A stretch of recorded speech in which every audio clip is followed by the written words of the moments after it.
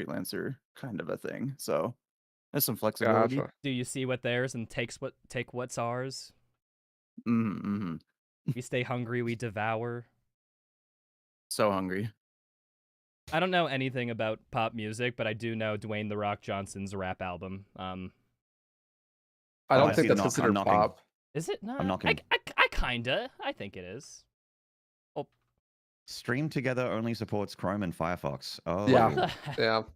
That's crazy. Oh, You don't have to okay. actually have it open for anything though. Like I use Opera too, so I'm like, it just won't work, and then I gotta go just open a Chrome tab and then do it there. It's cool. All right, But sure. you don't need to like keep it open.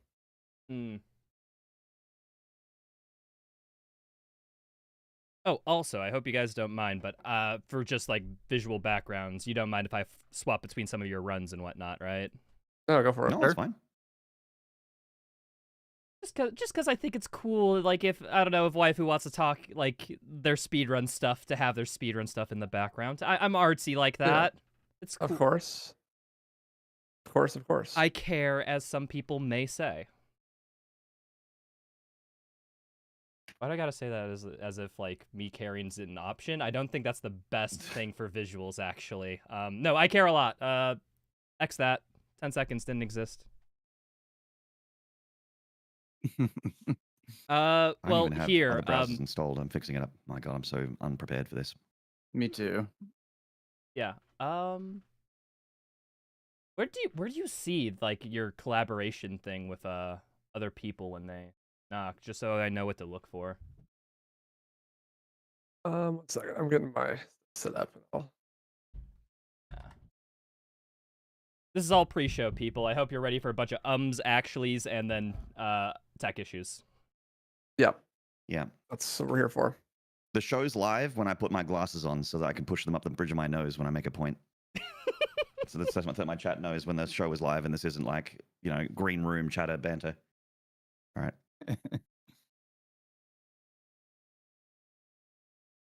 Maybe And we were supposed to have Devo as well, chat, but he's like a dad now, so.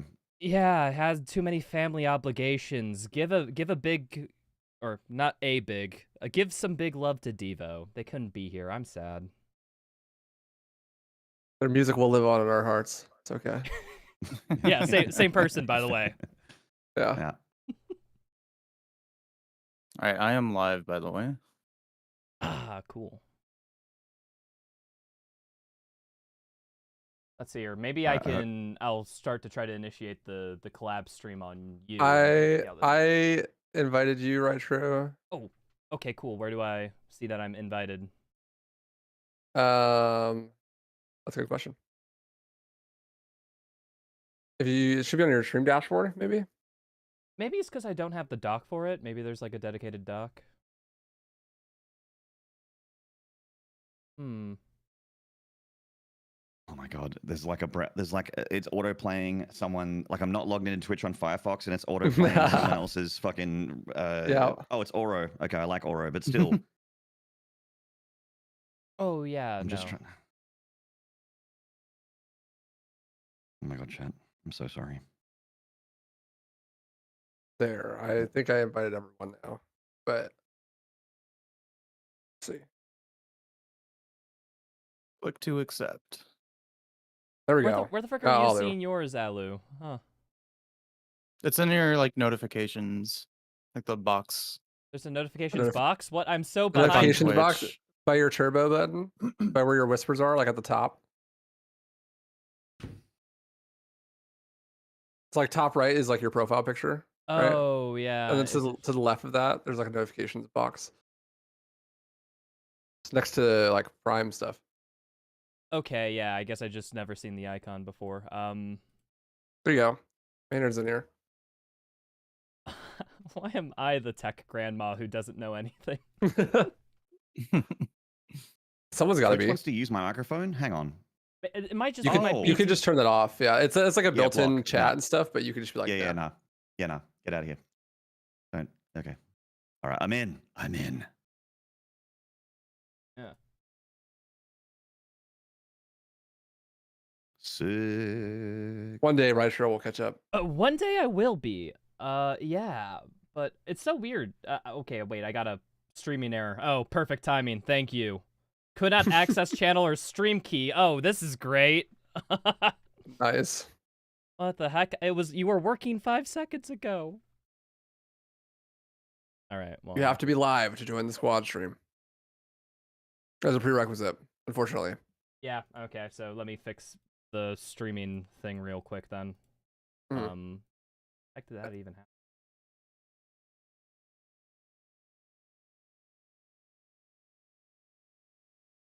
All right. Live. Oh, okay. Finally, it's live. Whew. Nice. Okay. Probably need to Part invite you 1 again. completed. Get ready. There. for I sent you Minimodding. another invite. See if that Yeah. Maybe if I just. I'm not getting the notification. Maybe I. Yeah. It's okay. It's super strange. I'm not getting the notification still. just tried to send you an What if I invite just go to again. your stream and I hit knock? Would that work? I don't know. Try. Oh, I can hit join. There you go. I Because you think already I- have an invite. Yeah, There because you I go. already have an invite. I think we might be in. Cool, and then we can do the shared chats thing, or Yeah. how to. Shared chat is Share on. chat. Hi, You- everyone's you chat sh- can see You should everybody. meet yourself on Yeah. this on the Twitch pop-up retro. You are correct. Oh. Up. Alu's gone. Alu has left Oh. the building. Oh, What did I do? You're back. Okay, Nothing. are we good? Yeah. Maybe. Looks Okay. good. But yeah, no, I think that's all the tech stuff. Yeah, I think we're good. Yeah, I think we're fine. But yeah, It's the no, first time for everything. So, how does one do an intro for these things? Anybody? You want us to do the intro? It's your thing. It's You invited us. wait, does that mean I'm legally required to give the intro? Is that how it works? Yes, I believe so. Okay. Well, hi people. Welcome to quick. We have to think. Okay, if I do the intro, we have to think of the name. What are we calling this? Name? Does it need a name? I don't know. Just Doom- describe it with nouns. Doom the Dark Ages adjectives. discussion. TM trademarked. All us. Proprietary Sounds about limited. right. Unless I revoke my rights later, which I reserve the right to do. But Fair. no, but there's a new Doom game that came out, and I figured it would just be super fun because last I checked, we have Alu, who's speedrunner, challenge runner, Maynard, speedrunner, challenge runner. Oh, waifu, speedrunner, challenge runner, and then there's me. And I don't know, I feel like people just don't hear from us, and I figured it'd be cool to like go and talk about all things Doom from the challenge speedrunner perspective. You know, thoughts on it casually. Maybe branch into what we think challenge runs and speedruns look like at this. Alu and I know we both completed a challenge run already. The same one, actually. Yep. Waifu, I've been seeing you doing speedruns, and Maynard, you've been sticking with the pandemonium, right? I'm pandemonium still, yes. I feel like I still am learning this game. Like the game is humbling me quite a bit. But I also have been refusing to play on not 150% speed. Oh, nice. And I really like that minimum parry window because it feels really good. So I have been forcing myself to learn with that and not build up slowly. Just going. My first run was not quite max sliders. I think I brought the damage down from 500 to 300%. But other than that, I maxed everything out my first playthrough. So it took me like a week. Maynard, that 20 I gave you PayPal earlier is paying off because that's my first question was, how was your first playthrough experience and what sliders did you adjust? Damage. I started off with 500% damage and I got like, I couldn't even beat Colleen. I got stuck in the second to last battle before the turret segment and I was dying to almost instant transmission soldier laser dumbbells. So I brought them down to 300%, which was a lot more reasonable. And then I won as soon as I brought it down to 300%. I'm like, okay, we'll keep it here because it's all about customizing your experience and having the playthrough you want with the sliders. So I got there and I found the fun zone. Yeah, no, I guess since we're talking about sliders, and sorry if this is a little bit too woke, promise no politics, but I like the sliders. When I first played through the game, I first set it to minimum parry window, I got through like Mhm. about 4 or 5 levels on it, felt the game was very slow at 100% speed, so I'm like, okay, what happens if I turn the speed up just a little bit? I bumped it up to like 130%, I think. And then I found like literally I was just having the most fun like I've had up until that point. My eyes Yeah, I turned felt black, rolled into the back of my head, and next thing I know, the slider was at 150, and I was playing with that for the rest of the playthrough. yeah, it felt slow on default settings for me for sure. I wish I turned up my game speed a bit my first playthrough. I just did the parry window, but that definitely helped. Yeah, when I played, I did my first playthrough, and I had like I played on Nightmare for my first playthrough. I'm thinking we all probably all did, right? Or did anyone not? Mhm. Yeah, no, I put it on. Yeah, and so like I found that the game was like pretty easy and also like kind of slow the default settings. And so I pretty much didn't die for like the first 6 missions, and then I got to Siege. And I was like, okay, I'm gonna start messing with the sliders because I was intending to do my whole first playthrough with like default settings. Just like intended experience or whatever. And then I'm like, man, like I'm gonna get bored. I'm gonna like not be enjoying the game by the end of it.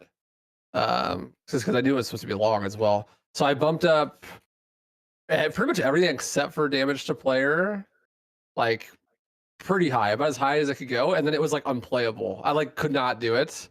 Because I think the difficulty spike in just the campaign itself also happens at Siege. I feel like that's where like it gets harder. It's where you get like the first boss fights and stuff, right? Yeah, For sure. I refer to Siege as like the new cultist base. Yeah. Like that kind of Mhm. like, or I guess like in 2016 maybe like Argent Tower, maybe like when Yeah. you sort of have that just before that big power spike where it's like the most dangerous, where you're most likely going to lose Ultra Nightmare.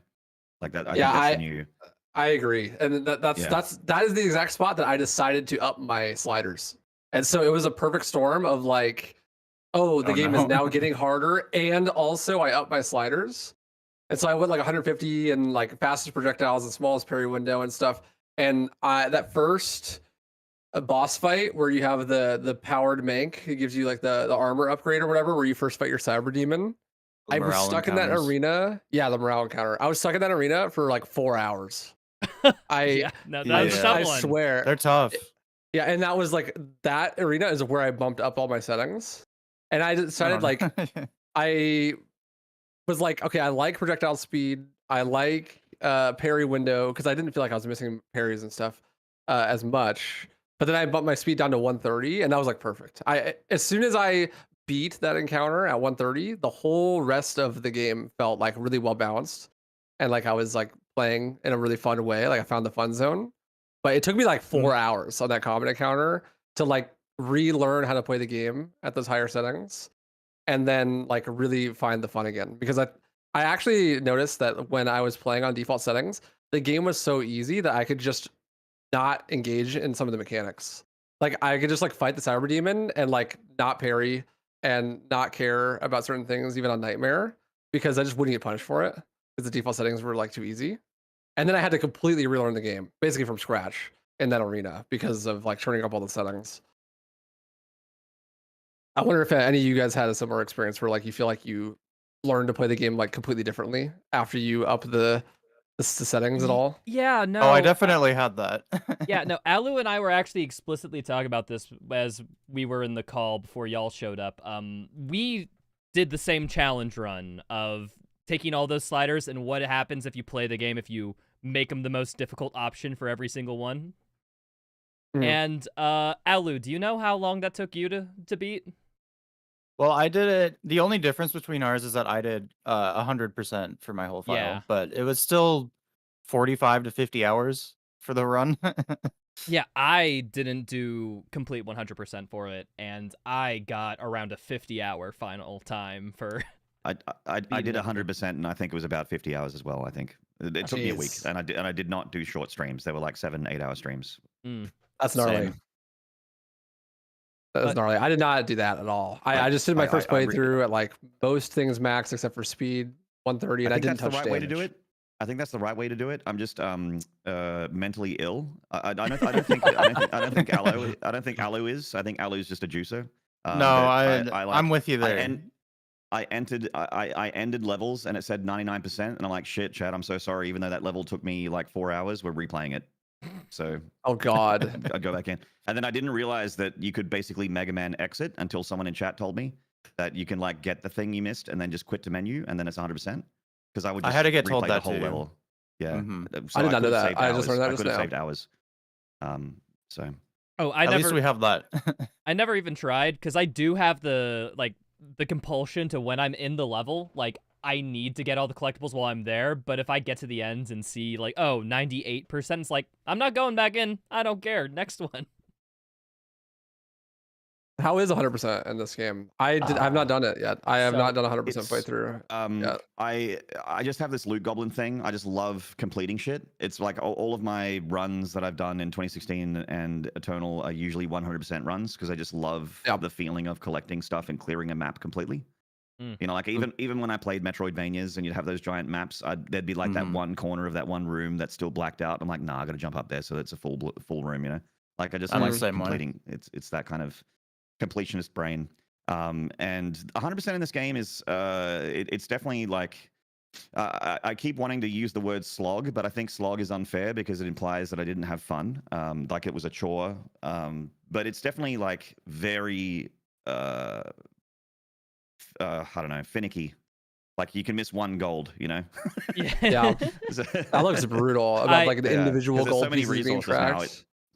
It's not just like pray to suit tokens and like you know and like level up upgrades. You know, it's not like health and armor and ammo and that kind of thing. It's like gold, rubies, wraith stones, and all that, plus the mission challenges, which are thankfully really easy to do in this Doom. The mission challenges, they're not like, you know, glory kill this demon, which there is only one of from behind. Oh God, those challenges in Eternal are so bad. While 90% of the way through the game, don't fuck it up. Otherwise, 100% is invalid. Yeah.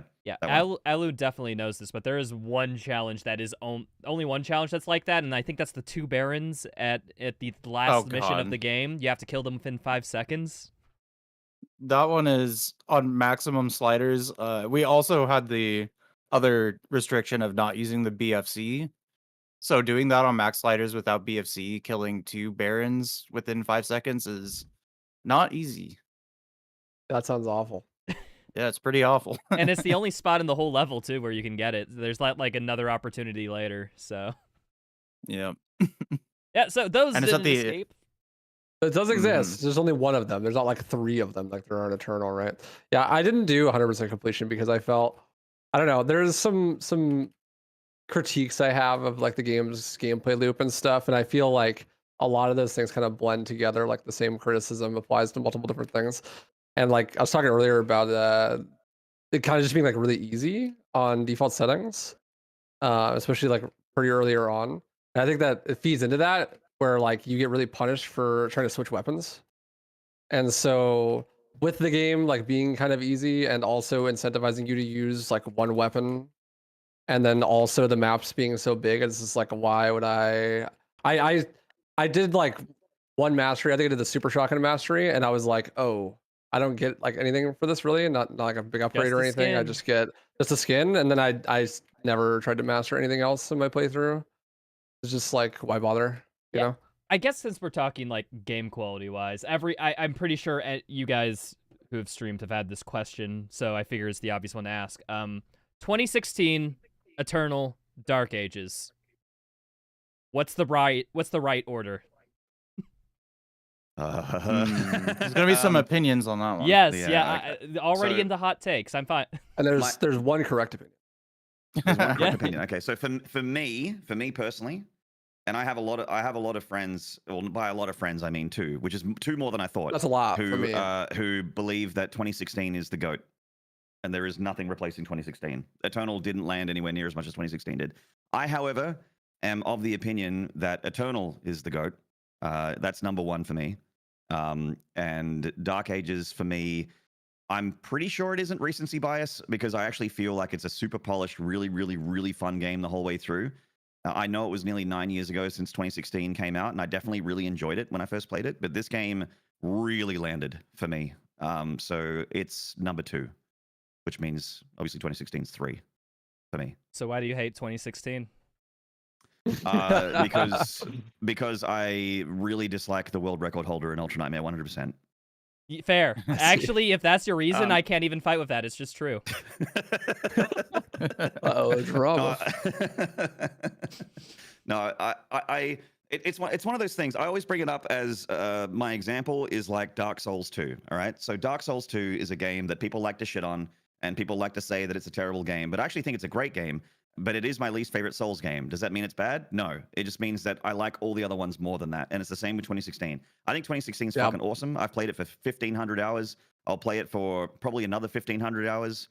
I will keep playing it till the day I die because I fucking love that game. But I just like the other ones more at the moment.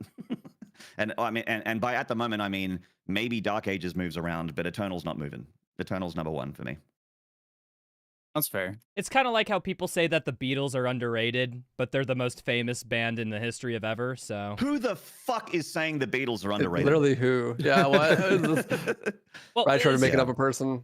But it's... Okay, some people say that the Beatles are so good that, they're the most popular band, but they should be even more popular because they're just that good. That's wild. Hey, They're those wrong. people exist. I mean, Those people all think that they've done 2016 pretty is the well best for a too. band. They surprisingly don't have that big of a discography, the Beatles. So it's pretty amazing what they've done with the, That is true. relatively short career they had. Yeah, speaking of short careers, Alu. That segue didn't make sense. What do Okay, you bud. think? All right. man. All right. I would say I've been saying I will always like 2016 more. I think I appreciated the just overall as a game. Like I think gameplay, like peak gameplay, I think Eternal is probably still up there for me. But I've got a spot in my heart for 2016. I loved the cinematic presentation of the game. I do think I love the 2016 has the strongest, most coherent story. Yes. I do feel that about 2016 still. Yeah. I agree with that 100%. And I don't know. I just it's just a personal favorite. I love 2016, but I will say that Eternal's gameplay is I'd say it's above. And Dark Ages is really growing on me. At first I put it lower than all three of them just overall, but I don't know, it's kind of pushing up for me. So, which one? Eternal, Dark Ages. Gotta put one. 2016 Ties aren't allowed. You know what? I'm actually going to say 2016, then Dark Ages, then Eternal for me right now. Kind of spicy. Whoa. Wow. But they're all ranked Ooh. high, right? Like, All right. they're really One's close. way Don't better get than the other. Yeah. don't get me wrong. They're all really close, but I'm having such a good time with Dark Ages right now, and maybe it's a honeymoon period. Maybe it'll wear off, but right now it's second for me. So that last Alu raid we did was our last one. People out here having incorrect takes. You just can't be having them around here. I don't. No, I think you're right. It's valid. You are valid, Alu, and appreciated. I think that, Thank yeah, you. I think that's valid. Thanks. For myself, we gotta have Right Trigger last since he's the host. But Sure, yeah. for myself, personally, Eternal's the GOAT for sure. I think it's like top 10 best games ever made. So it's in context of that statement is the other games, right? Like just because the other games are like lower on my personal ranking does not mean that I don't think they're bad by any means, right? Like you're comparing it to one of the best games of all time, in my opinion. And Yeah. you hate them, gotcha. Yeah, obviously I hate them. The burning passion. I'm just trying to, make people not hate me. But no, actually, I think for me it's Eternal first, and I think Dark Ages second, and then 2016 third. I originally put 2016 above Dark Ages when I did my first playthrough, because I was like, man, these mech and dragon sections make this game like a 7.5 out of 10. Yeah. But Dark Ages I was took like, I think yeah, Siege go 1 ahead. is when it started to move up, I think. Yeah, but anyway, go on, sorry. Yeah, no, you're good. And I was like, man, with these sections, it really depends on how I feel after like 10 more playthroughs. Right? It's like on the next 10 playthroughs, am I gonna absolutely hate these sections and be like moaning the whole time, or is it just gonna be like okay? And I was like, if it's just okay, or maybe I even find some fun in them, then I think maybe the game even goes up. I gave it like a 7.5 when I first beat it, And I think that it has. For me, it's like an 8 to an 8.5. It like went up a whole point because the mech sections in particular are actually quite fun. Playing them at 150% speed makes them way more fun. Oh, and yeah. also trying to like min-max your combos on them just like makes them way more enjoyable. The dragon sections are just not fun. I moan when I play them every time, but they're not as bad as I thought they were going to be. And like everything else I think is super, super solid, you know? And those were like the key factors, right? Like, and for me, it's like 2016 is like an 8 out of 10. Dark Ages is like 8 out of 5, 8.5, and Eternal's a 10, right? Like those are all like really close to each other. But for me, the mech and the dragon sections bring it down. And then also like just I don't know, overall cohesion, I feel like. Yeah. What about you, Retro? I agree with that. Okay, I probably have the hottest take out of everyone, gonna be real, so I'm looking glad forward to I'm this. last. So, All right, here we go. if we're I like to judge games by 2 metrics, so I guess I'll just give both answers. The first one's fun factor, just like what's the raw enjoyment I think I have playing a game. In that one, I think I give it to Dark Ages at number 1. I mean this with the context that Bullet Hell was like my favorite arcade games like back in the day, and my parents were big arcade game nerds. The little restaurant in the town I worked at had like a little arcade machine of this game called like 1943 or something. It was like a fighter plane game, Bullet Hell. We would play that all the time. So in this game is just Bullet Hell as well as just being a Doom game, an arena shooter. It's like all that overstimulation with the projectiles flying everywhere just caters to my like, I guess, I don't know, my need to be overstimulated in a way that hits just right. So I'd put that at 1. And then Eternal, for all its bugginess and for all its mechanics that falter or break, definitely given that second place for fun factor, just because it's a little bit more in that direction. 2016, and as much as I respect 2016, like, you don't knock the goats, I do think it's just, like, kind of the same thing of shooting, not thinking, and some people love Doom for that. I just like a little bit more out of a game. And then if I'm going by, I can agree with that. If I'm going reversed, like my other metric, which usually goes like, you know, the quality for what the game is trying to do.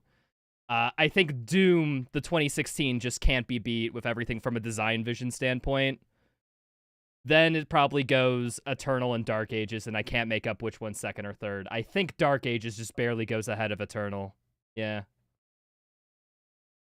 That's fair. It's just, I struggle to find flaws in something like Doom 2016, but if you ask me to find a flaw in Dark Ages or Eternals, like, I got one at a drop of a hat. Like, yeah, that makes sense. It's like, sure, I honestly feel if you relate that back, it's like 2016 is the most concise and clean. It's like flawless type beat, you know, like there's some issues, right? But like nothing crazy. There's no like mech sections, you know, no dragon sections. It has less in it to get wrong, I think. Yeah, I totally agree. But because of that, it also is like not the master of anything. I feel like it's like vanilla ice cream. Like it's really good, right? But like I feel like it doesn't have a particular flavor. And for me, it doesn't appeal to me as much, right? It's like I'd rather have something that's more niche down than something that's just like is clean. That makes sense. Yeah, no, I think 2016 is like the definition of something simple done well. Yeah. And Eternal's like, okay, I guess not every aspect of Eternal, but the story department for Eternal is the definition of complicated and not told well. But hey, we're a bunch of challengers. Who cares about the story, anywho? Did you guys think anything about the story in this game, anywho? I tried. I legit tried. I watched the cutscenes and was like, this is the spot. Like it's a prequel. This is like the perfect spot. Maybe I'll finally understand what's happening. I literally could not tell you a single fucking thing that happened in this game.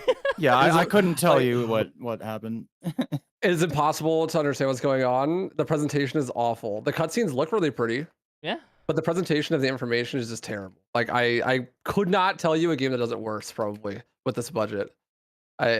Thankfully it's Doom, so like I don't care, you know, like whatever. But I was really hoping that I saw this as an opportunity for them to be like, hey, look, some people are big codex nerds that like know the lore and stuff, and they think it's really cool. And this would be a time to like bring that presentation somewhere to like, a mainstream audience, like people who aren't Codex nerds, might actually care, and they just didn't. They're just like, nah, all good. I feel like with the story, the prequel is an excellent time to like fill in some of the gaps, but I don't think that story-wise they filled in any gaps or explained anything, or they actually just added a bunch of new stuff. Yeah. You know what I mean? So It's like more- I feel like at the end of Eternal there was already so many things to be like, oh wow, that's a lot. Like there's a lot of new characters here. There's a lot of new names given to things that we only knew, we only had whispers of. Suddenly there's the divinity machine is discussed and shown to you and all sort of stuff, and ancient gods really like goes to 11 really quickly to a point where I really think they blew their wad with the tag storyline, ancient god storyline, and then Dark Ages. I kind of I don't know, like the Slayer's Testaments from 2016, right? Like that's what Hugo said. Dark Ages is meant to be story wise. But I don't remember Commander Thera and King Novik and like that kind of thing from those. And all of it's cool. I guess the makers were sort of shown in Eternal first, and then actually given like some stage time in the Dark Ages. Besides like the Khan maker and the drones that you headshot for restacks. What are you talking about? Samuel Hayden, who is like what? Archangel, like second hands to God, basically. He's in 2016. I'm so sad I like him about more what when he's happened just a funny robot guy. Yeah, like that's actually like the part of the reason why I liked 2016 a lot story wise was the fact that I liked the characters more. Well, character, Yeah, because there's Olivia, and then there's Samuel Hayden, and then there's an AI, Mhm. and those are the three characters in the game, right? But Yep. but Samuel Hayden, like I kind of like he's obviously he's fully unhinged. He's like Thanos, right? Like he's trying to solve an extreme problem very extremely. He's going further beyond than other people would have the stomach for. And you can kind of get it when a villain's like that. You're like, I disagree with you, but I kind of understand why you're doing this crazy thing. That's what I was like with Absolutely. Samuel Hayden. I will say, But I don't know 26 what the fuck anyone's doing in Eternal. No one does. And Dark Agreed. Ages is very much like we have a MacGuffin. The Heart of Argent is a new thing. We've just introduced it in this game. It's a MacGuffin. It's literally what it is. The definition of MacGuffin is what this is. It's an object that serves no purpose other than just to move the story along. And it's something that turns powerful guy into God guy because he just wants to be the most powerful guy because he's threatened by the Slayer because everyone is. And that's the story. I don't know. I enjoy summer blockbusters and dumb superhero movies. Like I actually find summer blockbusters and action movies like Jason Statham movies, shit like that. I have fun with those. So I had fun with the Doom the Dark Ages story, just enjoying the flashing lights and explosions and the very like Prince Askcrack literally says he literally says, "I'll show you true power." And I'm like, all right, this is like straight out of like comic books and stuff, which is fine. I like comic books. I think that's what it's meant to be Yeah, as well. it I think feels that's what like- they intended. It feels like if that's what they were overly- going for, they Yeah. nailed it. Like, but I've been checked out of the story for years. Is Yeah. basically the TLDR. Yeah, Same. Askcrack feels like what overly edgy villain for who's overly edgy Yeah. because I he like just his needs design. to be. I think he looks awesome. I like his Yeah, it design. looks really cool. I It's really like wish Devilman Askcrack- Crybaby I- on the second one. I really wish Askcrack was the final. Was like in tag. I wish they didn't bring in the Dark Lord. They just had like a guy like Askcrack. You know what I mean? I feel like the Dark Lord needed to be bigger than that. Oh, if we're comparing final bosses, I think like this I'm just Askcrack's talking about, way like, on a better than lore Dark aspect. Lord. Not on- anything on a lore benefit towards aspect. Askcrack, but Dark Lord's just that low of a The bar. fight's definitely better. The fight's definitely better. 100%.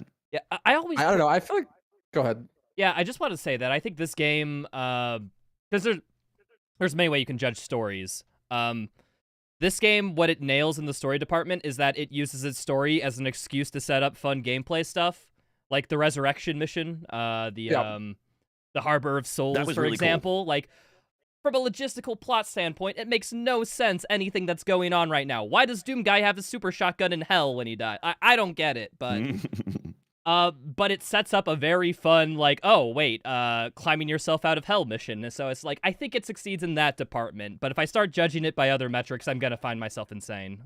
Like, Yeah, think- to me, it just feels like Sure. the presentation itself is the biggest thing that suffers. It's like even the stuff that happens on paper in it is like really cool, But it's just like you just don't care because the way they present it, it's like they just introduce like 6 new characters and never even actually introduce them, and they're like, "This is just what's happening now, and you're just supposed to care." And I'm just like, I don't though, you know. And they never give you a reason to, like, the whole time. I mean, as a stretch, they did kind of give you more information on the wraiths, which is something I don't remember seeing since like the end of 2016. You know, there's things you stab in the orb in their chest, and then you unlock the gateway to the final boss. And I guess Argent Denor is also like not hellified yet. That's something that's kind of like shown in the Dark Ages. It's kind of expands on lore a bit, but it really like, and Eternal had this as well, where I really felt like in 2016 it made sense when you were going from one level to another. Like it felt like you were progressing through something, but you need to follow Olivia into hell, so you're finding a thing that can get you there, and that kind of thing. In 2016 is an example. In Eternal and in the Dark Ages, it really felt like we're here now. Now we're here now, and now we're here now. And now we're here now, and it felt like why are we here? How did we get here?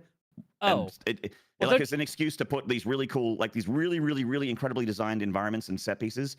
Just kind of like they could have been in a lot of different orders.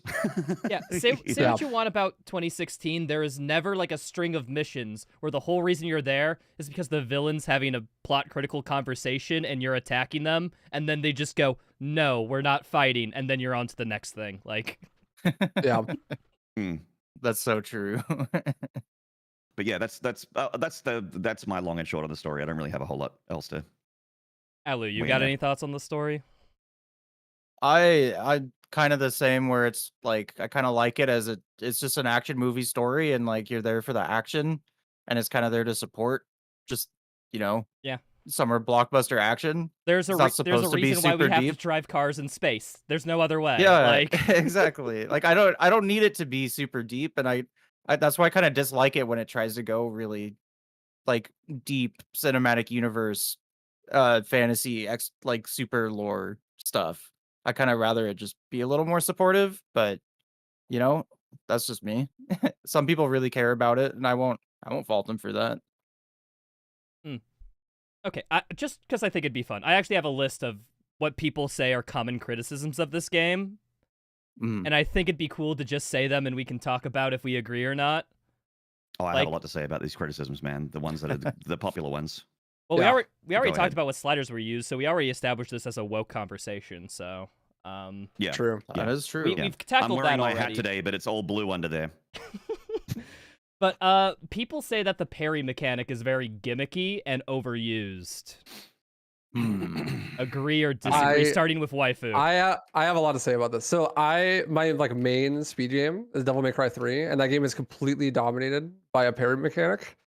And so like I am all about parry mechanics. I love parry mechanics. My biggest gripe with this game is that I do feel like the game like overly relies on the parry. It's like the only thing that you can do. I described it this way when I was talking to it about my chat before. It's like I feel like in Doom Eternal, there's lots of different like very valuable like play styles that you can have that just kind of emerge through using different tools. And in Dark Ages, you have one play style, like you can parry, right? And like you can have a bunch of different supporting cast to help your parrying, like you use the Impaler or you use the Super Shotgun or you use the rocket launcher or whatever. But like the core of the gameplay is parrying, and like you just have to do it basically. And I think that it makes the game not as fun to like engage with on a more like super long-term basis. It's like if you're not a huge fan of the parry system, then like you just aren't gonna like the game that much. And I also think that the parry system is too easy. Even the hardest slider is way too generous. And I'm pretty sure there's no parry protection at all for spamming. So I think that you could literally just bind it to scroll wheel and just let it go, and you'll never miss a parry. Because I mash parry all the time, and it is like I like never miss parries. Yeah, the minimum parry window in this game is actually just super generous, even still. Yeah, like, compared to like.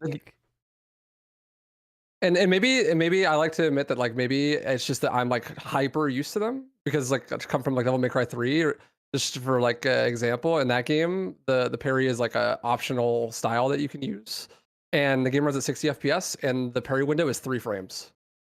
So like you're hitting like hundreds of those throughout the game, and they're 3 frames at 60 FPS, like 1/20th of a second. Is a really small window. I feel like this has got to be like 4 to 5 times the size of that. Yeah. And I think that It's if it pretty was that big. small in this game, that it wouldn't be fun. But I also think that as big as it is, it's probably too easy. Like even just let the slider adjust further. You know, like if they want the core gameplay to be approachable for people that aren't like super good at parry games, that makes sense, right? Yeah, But like the slider should go further, I feel. Yeah, I do foresee. I wonder what modders are gonna do when they just open up like the console commands and we're like, oh, they're just adjusting this value. Let's make it so that you can expand it between instead of plus 500%, plus 1,000% or something. But I'm kind of in the opposite point of you where I like the parry in this, and I think the parry fundamentally in this game is very good. I like it a lot, like how green attacks and only certain attacks you can parry. But I think there's a lot of just BS around it. Like, if I told you what a Hell Surge parry was, do you gentlemen know what a Hell Surge parry is? No, that's really Yes. confusing. The two mean, different ones. I think it's just I took it as being like more like ground slams, but I think it's also some melee attacks, right? So, okay, so your shield rune, it triggers whenever you do a ranged Hell Surge attack, which is different than just regular Hell Surge attacks. But basically that will trigger your shield rune. But for weapons like the mace, where you get melee charges from parrying, like the Dread Mace, for example, gives you an extra charge if you parry a Hell Surge, just a regular Hell Surge attack, not a ranged one. But the game doesn't have any resources to tell you what a Hell Surge attack is. So the only thing that really separates a Hell Surge attack from a regular parryable attack is I'm pretty sure the developer put a tag on what was a Hell Surge and what wasn't, and that's it. Like, there's no other internal logic. I thought it was. See, I tried to use like Cannibal on the rocket launcher, right? And I couldn't figure it out because like it's only specific types of parries, right? And so like Yeah. and I could not tell the difference between them. And so I'd like shoot myself with the rocket and die and be like, well, this isn't fun. I'm not doing that anymore. From You know, because yeah, I tested it a little bit, and from what I could tell, the only thing that's guaranteed a Hell Surge is when you parry an attack and it falters a demon. That seems to be consistently a Hell Surge parry for melees. For ranged Hell Surge melees, I don't know. You just gotta kind of, or excuse me, for ranged Hell Surge attacks, you just gotta parry it and find out. I think most ranged projectiles trigger your shield rune, so I think every ranged is like technically a Hell Surge. But yeah, no, there's just a bunch of bullcrap like that where it's like you could have really just like made a system or tutorial text box somewhere where I could just make this more easily understandable, but there just isn't a lot. yeah. I also want to back up. Like, I don't disagree with you. I think that the parry system is really fun. I like the gimmick, and like I think it's done well. I just wish personally that it was harder. But I totally get why you wouldn't like the parry system. Like a lot of people don't like it, and if you don't, then the game is just bad. Like if there isn't any like playing around it really, and just being like, oh, I'm just gonna not engage with the system. Like you have to. So, whereas I feel like 2016 and Eternal aren't really like that. Like you can play in different ways if you don't like one style, you know. But yeah, like if you don't like the parry system, you just don't like the game. Yeah, the only amount of choice you have in this game when it comes to combat playstyle is what gun you're using, because you will always be parrying, throwing your shield and stuff if you're trying to do that optimally. Because in fact, a lot of guns feed back into that system too, like giving you empowered shots and whatnot. But other than that, it's like, unlike Eternal, where it's just like you have mobility and then like what you're doing is defined by your weapon, it's like now your weapon's just like an aspect of it, and it's more defined by like augmenting your shield and playstyle more than anything. Yeah. Maynard, you got any thoughts on the parry mechanic? I think that the most important thing for a parry mechanic is for it to feel satisfying. Like I feel like I did a good thing when I pushed the button, right? And a lot of the games that I enjoy the most that have parry mechanics in them have some incredible sound design in them. And I think that like you know, the clang in Sekiro, the flash and the sound effect in Lies of P when you parry, for instance. And I think that the sound effects in Dark Ages are like really fucking spectacular. I'm a big fan of pretty much of all the sound design in that game, which goes a long way for me for parry. I do think the minimum parry window is still quite generous. I agree with that. I could even enjoy maybe like I don't know, maybe 75% of that window, maybe not half. That might be too much. But someone in my chat brought up a good point where it's not a third-person action game. You're first person, and yes, you can have like an indicator, a damage indicator, let you know that there's a parry coming off to the side or from behind you. But I completely agree that in first person, you can't get too crazy with parry timings, I don't think. Yeah, I agree with that. That makes perfect sense to me. Especially, on higher speeds with things like the Stone Imp. The Stone Imp is a tough parry on fast speeds. Some of the Battle Knight stuff. The Cyber Demon has like things like the Cyber Demon and the Agadon Hunter have like a good flow to them where you can learn their moveset, and it really feels like you've got a dance going on with those kind of fights. But they're also meant to be like a big one-on-one kind of demon, sort of thing. So I do agree as well that this is a game, and I've said it before, like during streams and stuff like that, that this is a game where you there might be a melee only run one day, but there will never be a gun only run in Dark Ages. You need to parry. You need to do it. You need to engage with the shield. You need to use the shield. If you don't like the shield, you won't like this game. And that was my assumption when I first saw the trailers. I'm like, oh, people that don't vibe with the shield are not going to vibe with this game. It's just nothing else is going to bring them back in, because it is just so integral to the experience. And I mean, I think that it would be cool to have some extra stuff to do with the parry besides just sending projectiles back and having some like melee charge benefits. I would have liked, we talked about touching on weapon swapping a little bit before. I would have liked like maybe a weapon swap speed buff when you parry stuff. That'd be amazing. That'd be a phenomenal mechanic. Not it doesn't necessarily need to be instant, but just like maybe 50% faster. Just being able to like parry something and then during that slowdown switch to another weapon, which would be sick for doing things like stacking shock charges onto a Cyber Demon or an Agadon Hunter, and then you parry him and he's ready for a counterattack, and you could drop. Then you have player agency. You're like, oh, I could go in for a melee combo with my Gauntlet Strike, or I could go for a Dread Mace bonk, and I feel safe to do that now. Or I switch to the Super Shotgun and give him a point blank wha-bam, with the boomstick during this parry window. So during that slowdown, you, the player, get to make a decision. That would be cool. I would like that. But unfortunately, if you switch guns during that slowdown, you will probably not have it out in time. Yeah. What else? I don't know. Honestly, sound design is 50% of it for me. I care so much about sound design and it feeling satisfying and sounding awesome. And the pling plong, ding dong, cling clang of the shields and projectiles is so fucking good. I love it. It does agree. It does feel very badass to nail a parry and then have the slow-mo follow up as it's firing back. Like, it does feel well. However, slow-mo's foreshadowing is a narrative device. Alu, what do you think of the parry system? Well, I will say I don't like. I wish there was an option to turn the slow-mo off. I've heard rumors about supposedly they're adding. Hugo himself said that they're adding. They're also I should have mentioned that, but it is also saying, or Hugo said that they're gonna tighten up the minimum parry window as well. I thought I read that as well. like a tighter setting as well. So nice. they want to make the window tighter. They want to buff, like they're patching pretty fast too. Like the accelerator and the cycler just got more ammo. I really don't think the cycler needed more ammo, but the accelerator maybe. Yes, like 100%. Yeah. But anyway, sorry, Ali. No, you're good. I've been thinking, what if the parries were, and maybe some other projectiles didn't home in as much, at least on max speed. It's like they're kind of impossible to avoid sometimes. And what if it was more of a skill, like whiplash, where you have the homing projectiles? Yeah, like what if, like, for, I guess specifically talking about parries, what if it was more of a challenge where you had to position yourself correctly to hit them? Oh, like more precise parry positioning instead of yeah, and because they all come right to you, but what if it was more of a, you have to move yourself to the projectile? Kind of like there what the are a couple Mancubus demons does. that do that. Yeah, where it's like a little bit like that. Mm-hmm. Where it's like you have to be on the left side of the projectile to get it. The Armored Pinky leader bosses that fire out those shields will always have that green one at the end, and the Vagary, the spider guy, will always have like that pattern with his, like that's a positioning thing. Like the green doesn't chase you there. Yeah. Now that there's a few examples, but primarily, like, especially the The Battle Knight, the imp projectile is a big one. Like the imp projectile is definitely chases you. It goes in like you can't really do anything about it sometimes.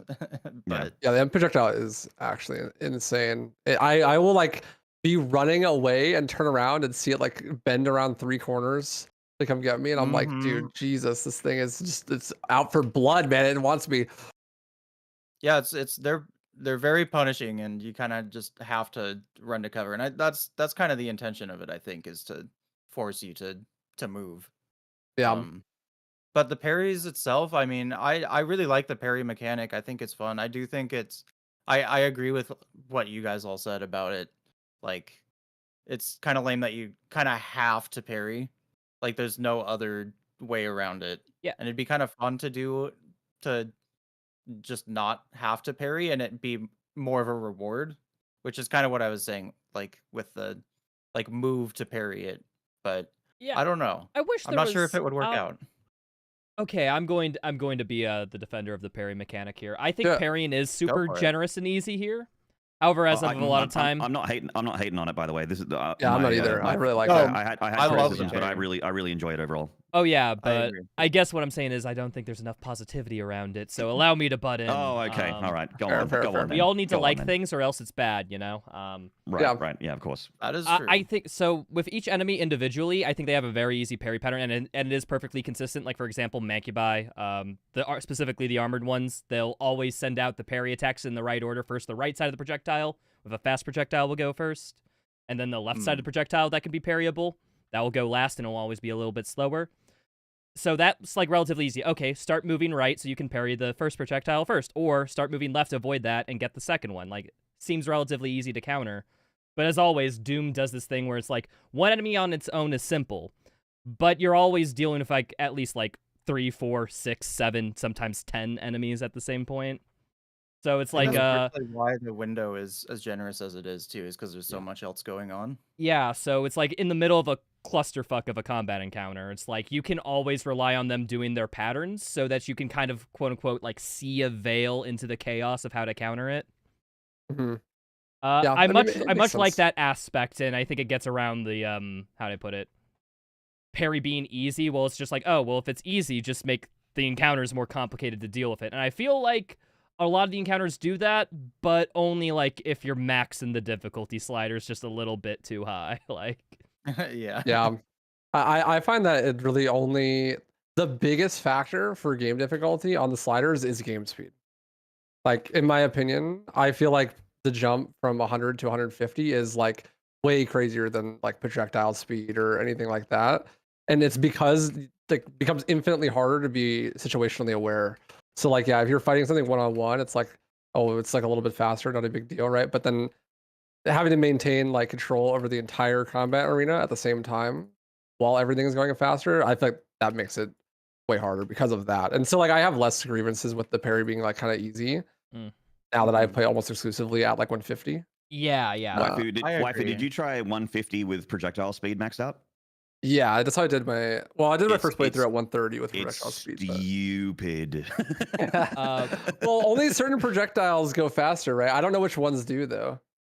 Alu, you and me, we're special because we both did a max sliders playthrough. So Yeah. which one do you think? Which slider do you think is the most effective on difficulty? I think it. I mean, partially it's affected by game speed as well, obviously, but the projectile speed, it's got to be projectile speed. And this is like pretty much every other setting you can kind of adjust to. Like, oh, the you deal half as much damage, well, you just shoot the enemies twice as much, and you internalize how much times you have to kill enemies. You know, you adjust to that.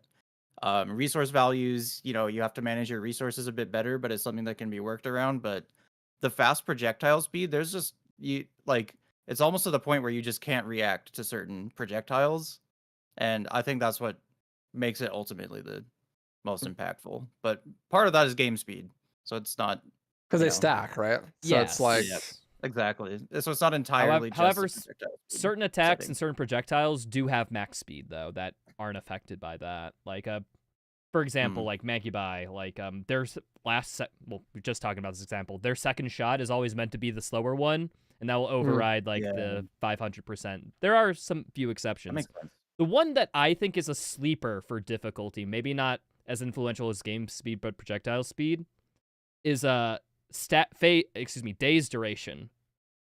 If you bump that annoying. if you bump that down to 50%, you either have to be right on top of them to get the glory kill, or memorize the glory kill combo so far in advance that you can just instantly shield bash to them to get it. Yeah, you have to shield bash a lot when you have. Yeah, I don't think that I've played base on game. that one. Also, That makes sense though. Yeah, resource dropping being at its minimum is also a sleeper for very difficult. Because if you get to 1 health in a combat encounter, you are at 1 health for that entire combat encounter. You don't get any resources. Jesus. Back. Yeah.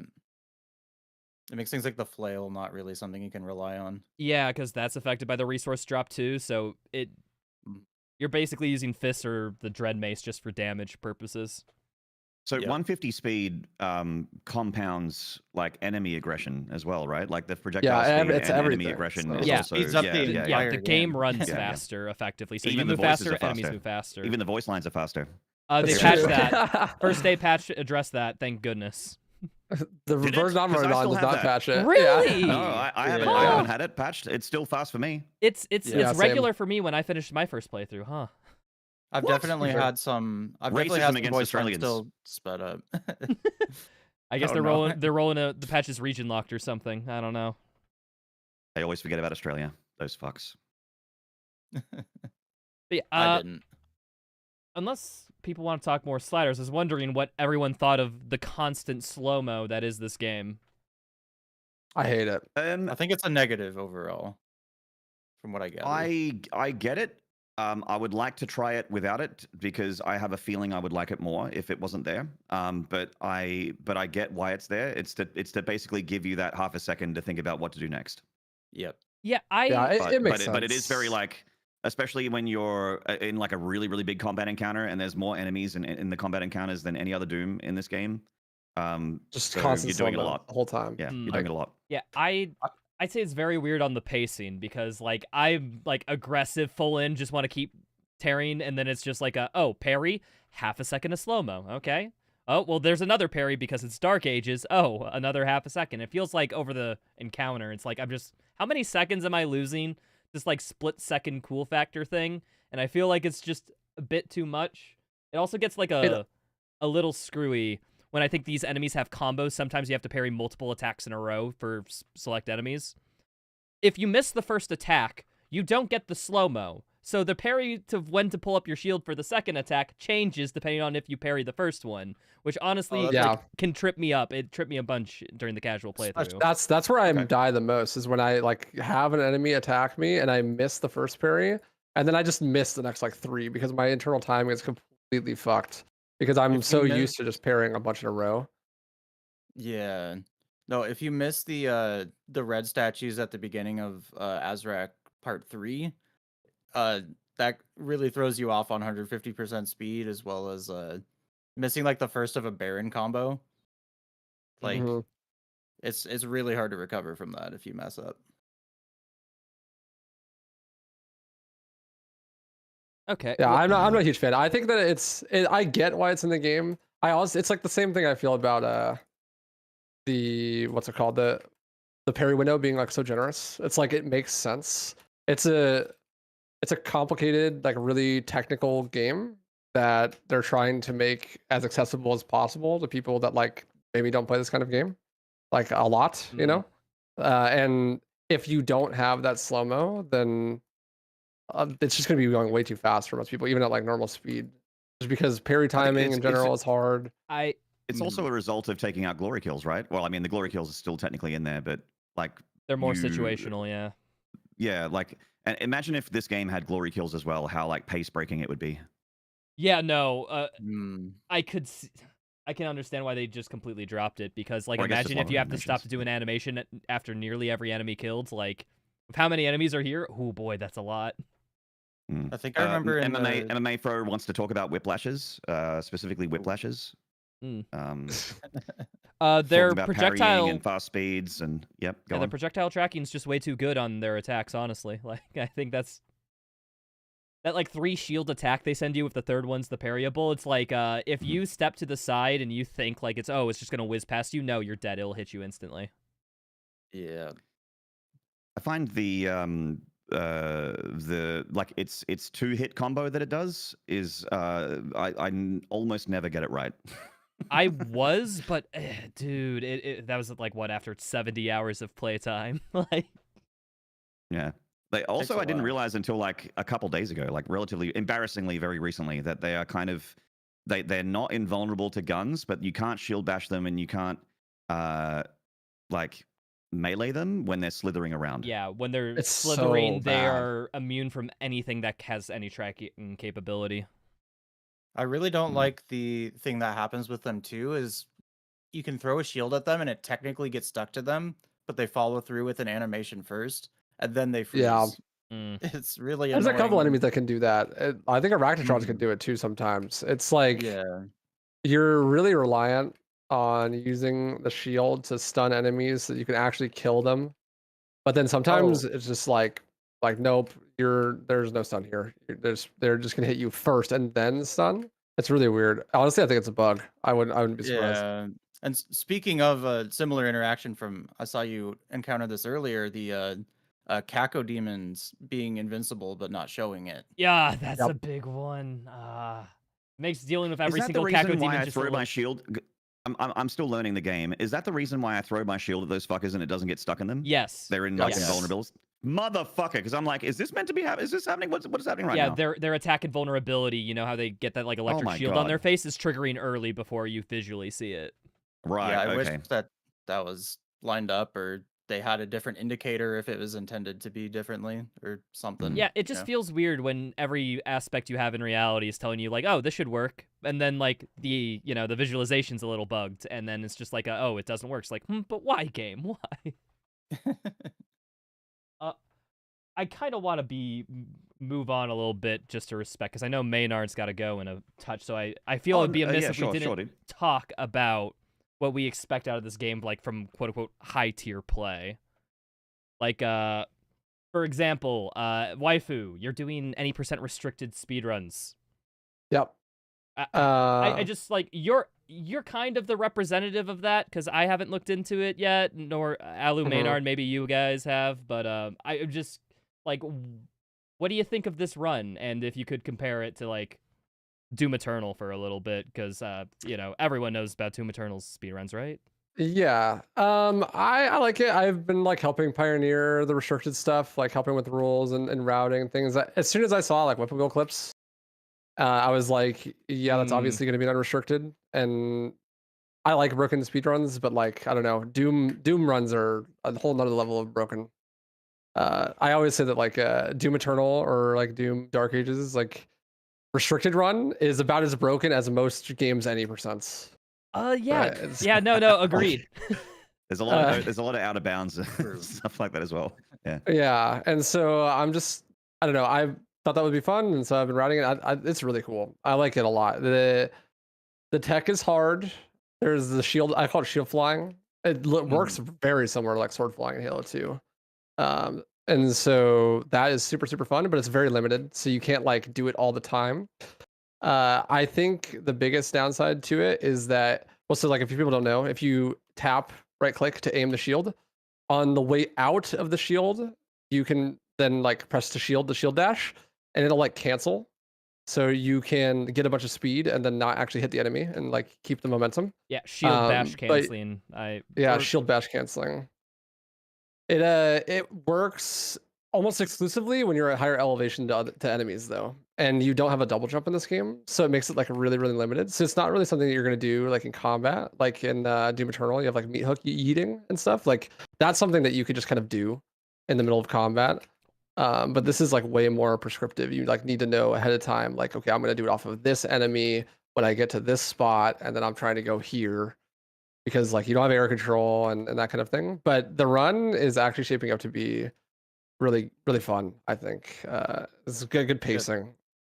It's fun to see like lots of new skips and stuff. Like the run is getting shorter and shorter. My biggest concern, my number one concern, was that the run was gonna be too long, because the game is huge. Yeah, The game is ginormous. 100%. We just got our first runs done. Like, we don't even have official rules or anything, but it's clocking people in at over 5 hours at this point.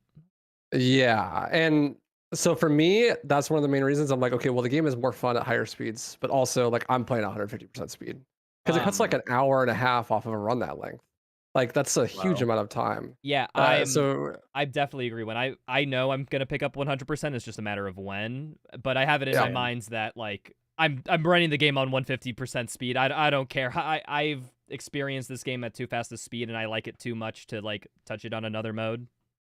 Yeah, and it's just like, well, like who has the time? Like I'm a full-time content creator, you know, and I'm like, dude, I'm not gonna have time to run that. It's like 5 hours long. Like there's no way. And I think it's just I don't know. I got the low difficulty under 2 hours like a couple days ago on a 150% speed, and I got a 223 on Nightmare today.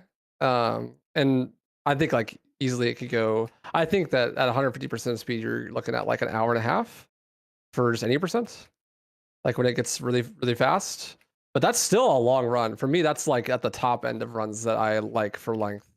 So I'm like, I don't know. It's really cool, and I like the pacing of it. Thank God the dragon sections are not so bad. Same with the mech section.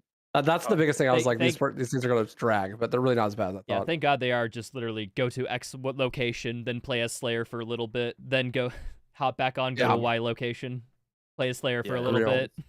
Thank God for that. Because otherwise it would be really, really rough. But I don't know. I like it. I think it's gonna be really cool.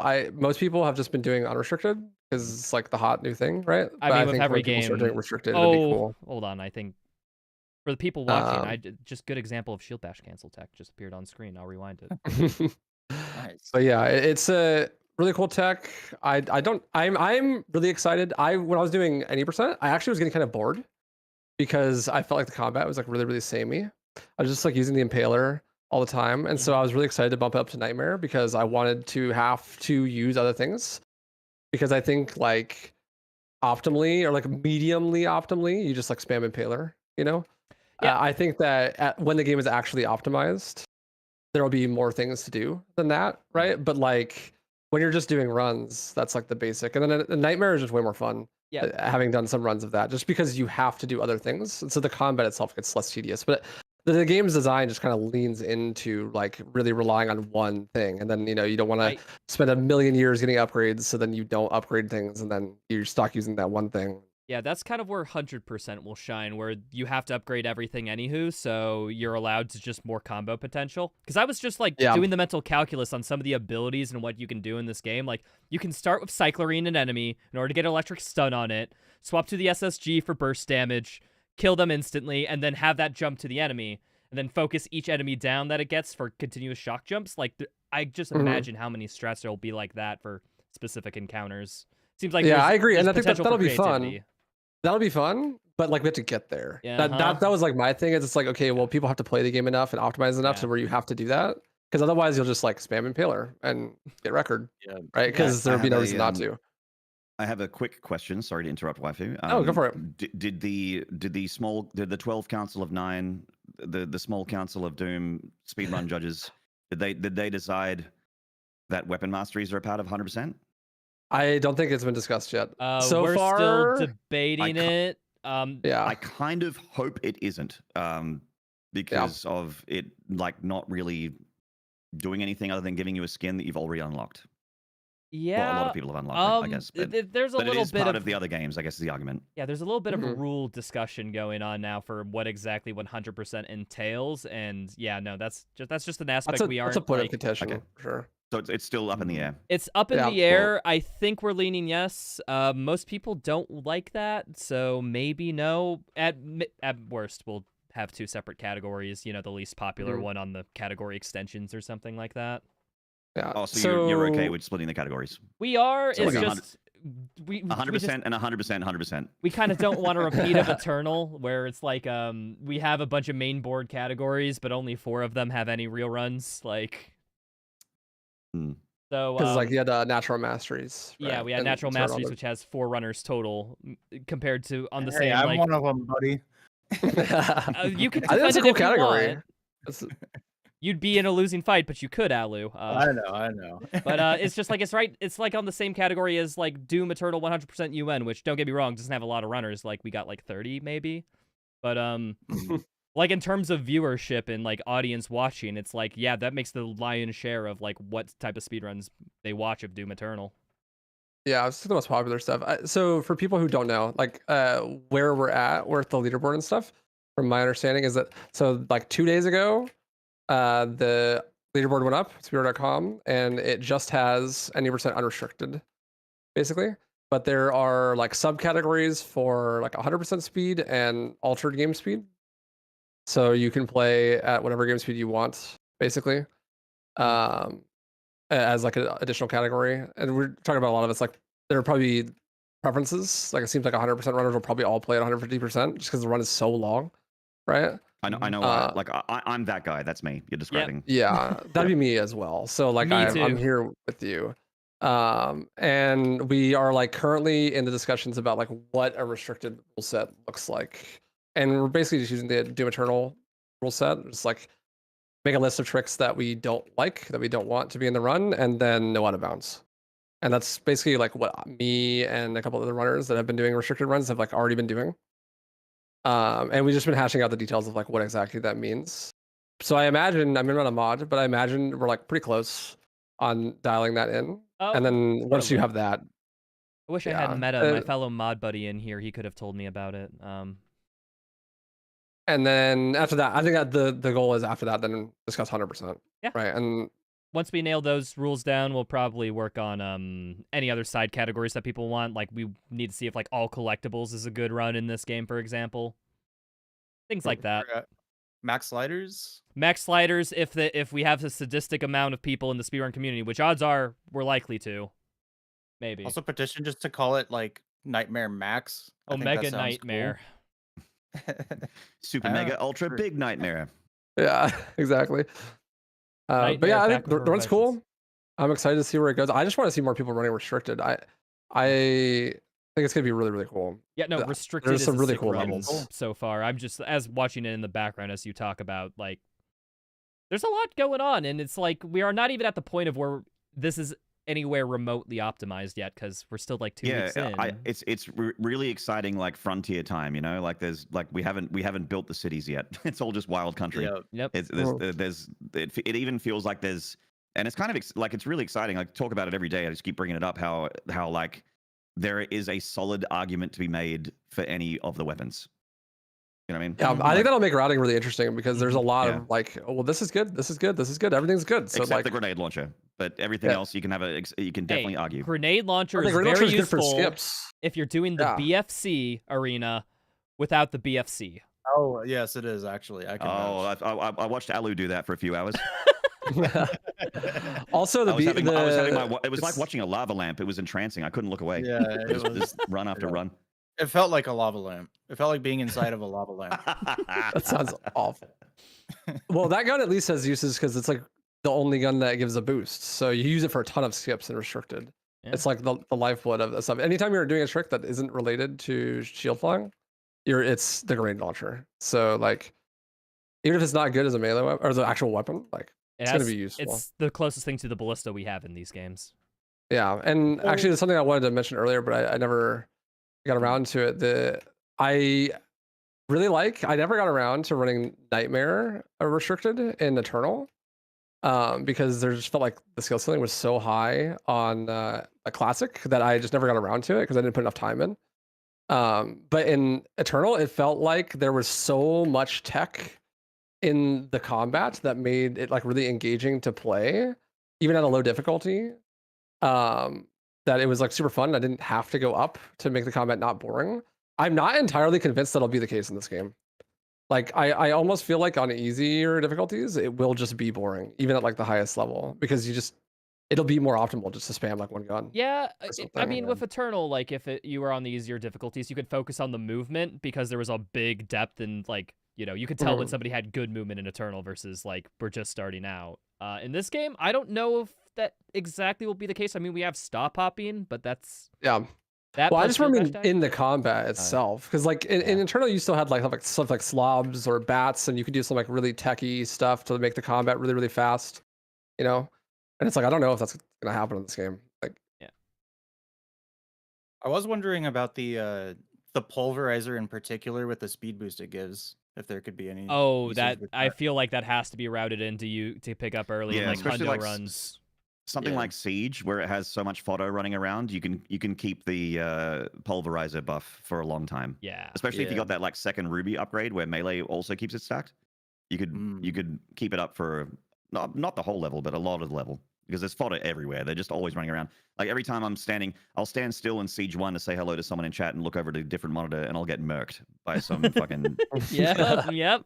some imp that's just running around or a soldier that just shoots a laser dumbbell at me. Yeah, it was just from an offshoot encounter that you just so happened to trigger like 5 minutes ago, and it's Yeah, finally they're just worked. wandering around. Yep. That's Siege. Speaking of which, Maynard, how has it been in Pandemonium Land on that point as like an in-game difficulty? It's I initially thought Pandemonium, like I'm like, why is this here? Like the loading the level over is silly, and I would rather just load from checkpoint like an extra life mode. But then I played it. I'm like, oh no, I kind of get it. It definitely is the middle ground between Ultra Nightmare and regular Nightmare or regular game mode. It gets you ready for Ultra Nightmare, I suppose. Like loading over from the beginning of the level is brutal for Siege and like those kind of maps. Like dying on the in the last 20% of the level feels like you might as well restart the whole game. But the biggest problem with Pandemonium is I'm sure you guys probably know about this bug, where sometimes you finish the level and then it just reloads the level. Like you click on the next level and it'll make you replay the previous level. I don't know if you know about that. Wait, Oh man, really? I did not know really? about that. Huh?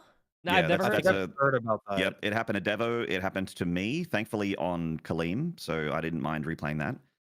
But it happened to Devo on Siege 1, which is the worst level in the whole game to have that happen to you. So yeah, he had to replay Siege 1 from the start. For no, it wasn't his fault either.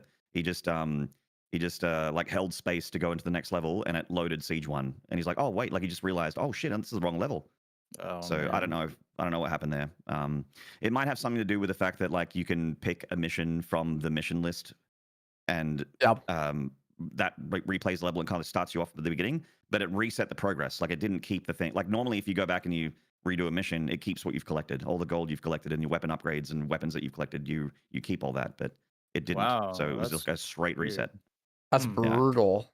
Yeah, it's a brutal bug. Happened to people in my chat as well. So it's happening to people that are running Pandemonium. So that definitely needs to be fixed. I like it. It makes me like I love the reason why I love Ultra Nightmare so much is it makes me feel like alive until I'm dead.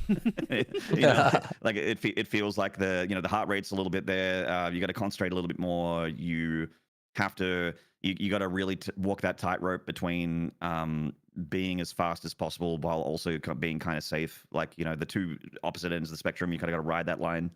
I love that. Like it's a good game mode. It's a good game mode. How do you think? How do you feel about the fact that you can move everything around in Ultra Nightmare? The sliders, I mean. How do you feel about that? I feel like, because I know there's a skin or something for being an Ultra Nightmare, right? There is, yeah. I don't have it yet because I'm not ready for it. Because Yeah, I'm not gonna. I I'm gonna do a 150 speed Ultra Nightmare. And I'm not ready for it yet. I have no problem, I guess, with people just like adjusting difficulties to have an Ultra Nightmare-esque experience on whatever difficulty they find fun for that. But it's like when people think Ultra Nightmare, they think of like the high difficulty, all that stuff. So I kind of wish that the collectible was gated beyond like not adjusting the settings, or rather only adjusting them harder, like from the base settings. But other than that, it's like, like. Yeah, I don't really care. It's just the naming thing for me. Like I don't really care either, but it's just a naming convention thing. Like Ultra Nightmare for me is always like the highest difficulty Iron Man, at least since 2016. That's what it's meant. And in this game, Ultra Nightmare, it isn't Nightmare, but I guess also Nightmare could not be Nightmare as well. I mean, like you could start a Nightmare playthrough for the Nightmare skin, which you do get when you win, and then just bring everything down to minimum. Yeah, if you want. It kind of loses the prestige that a lot of people really like about it Yeah. for, and like I would have liked them to just put in Iron Man or something like that. Like just call it Iron Man Iron Man game mode hurt me plenty, or Iron Man game mode, or I guess it's Aspiring Slayer now. Or no, that's Too Young to Die. Sorry, hurt me plenty, and then Ultra Violence. I don't know. It feels like it's just incorrect. Like, I feel like when you lower, there almost should be like a ratio of sliders. I feel like where you should, if you're like the name should automatically change, right? Depending on what sliders you have. Like if you turn your sliders down to a certain setting, then it like literally just changes the difficulty that you're playing on. Right? It's Yeah. like it's no longer a nice to have nightmare. a, It's like I don't really care about, you know, my dick size isn't tied into what I can do in a video game. So like I don't really care Yeah. in the end, and I want more people to have more things to do in the game.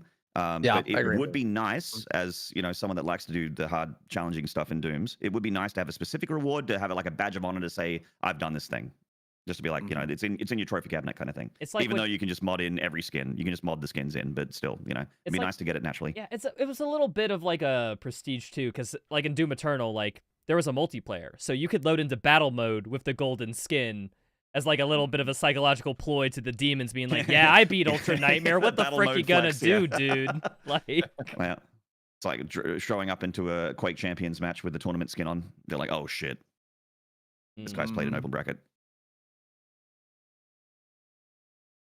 all right. Well, I guess how does Pandemonium compare to like the Ultra Nightmare experience? Because I know you said it was kind of like the mid ground point, but like it's the mid ground in like what way?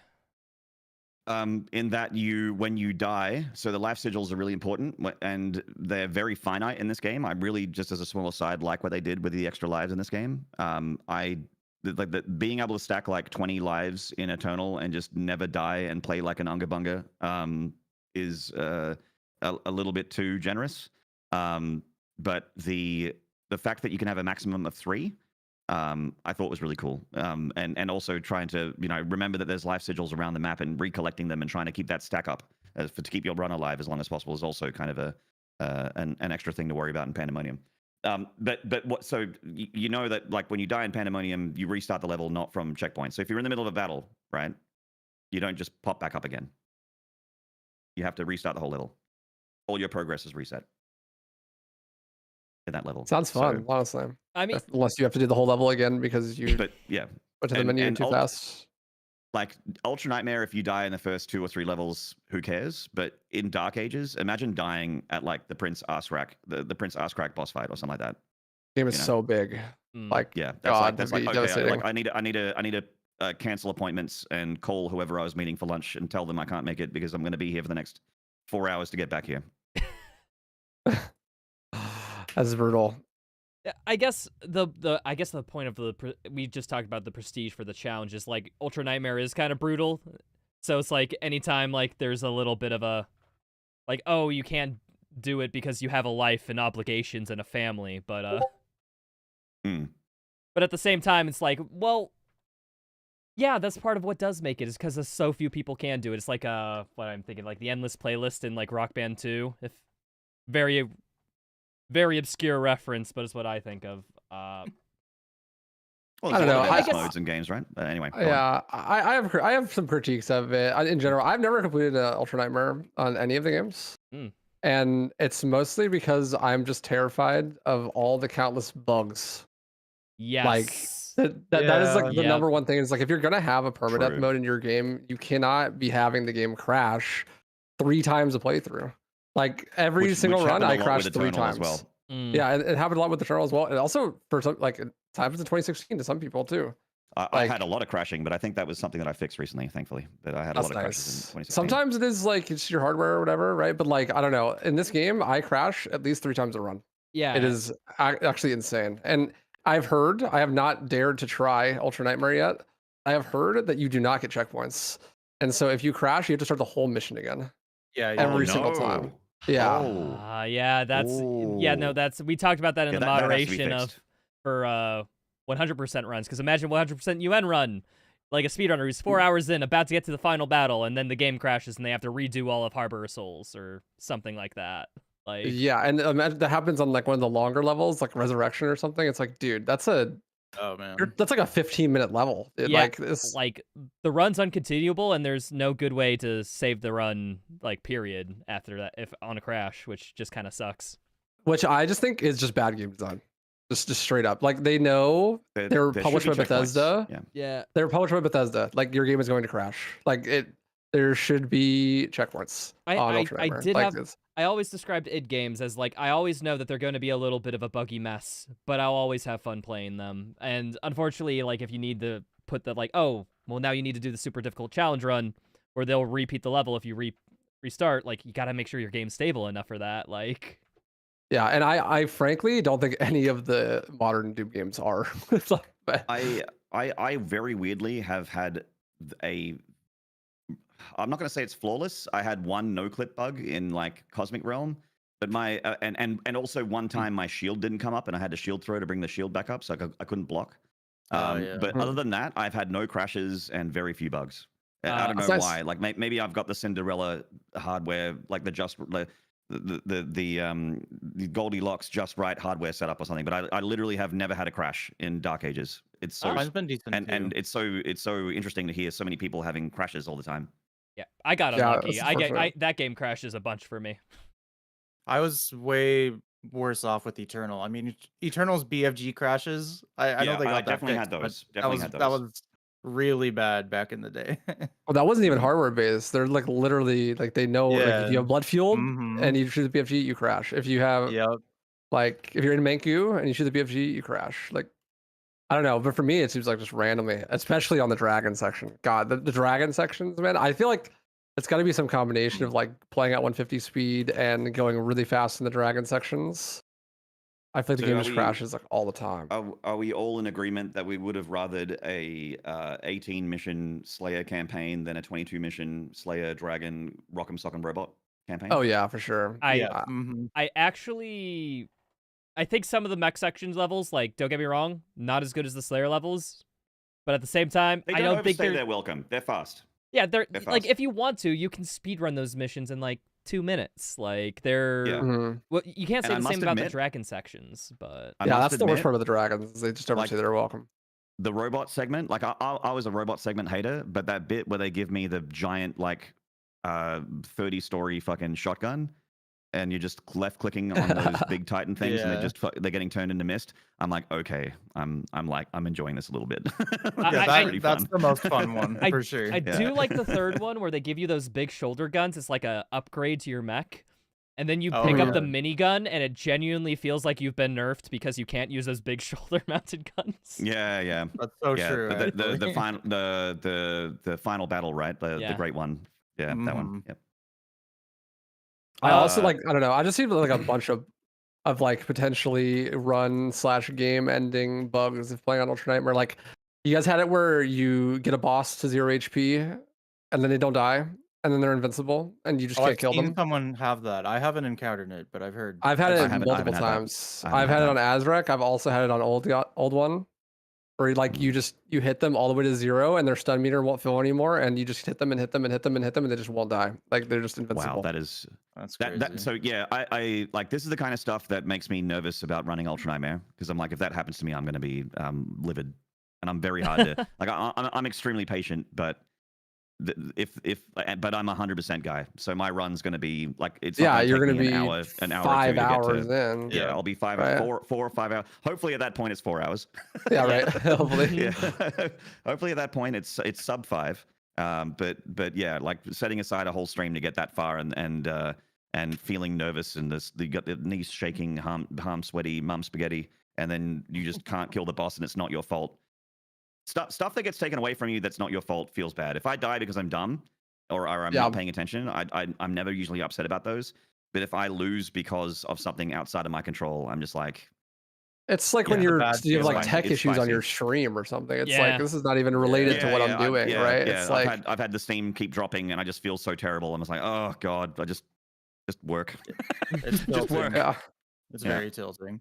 Yeah, And it's like I don't know. mean- My philosophy is like if you're designing the game, this is like a thing that you want to have in the game. Like you're like planning it from the beginning. You're gonna have a permadeath mode. It's like you just have to have like I don't know. You just have to test it more. You have to like bug fix it more because like people are gonna play that. It's like I don't know, man. I agree. It's like at a state where if like when I do pick up the 100% run in however many days that be, like I plan on just doing Nightmare, like no UN period, just because yeah, I don't want to have to repeat a level. Like Yeah, so you just put UN in your title, and if you die, just reset.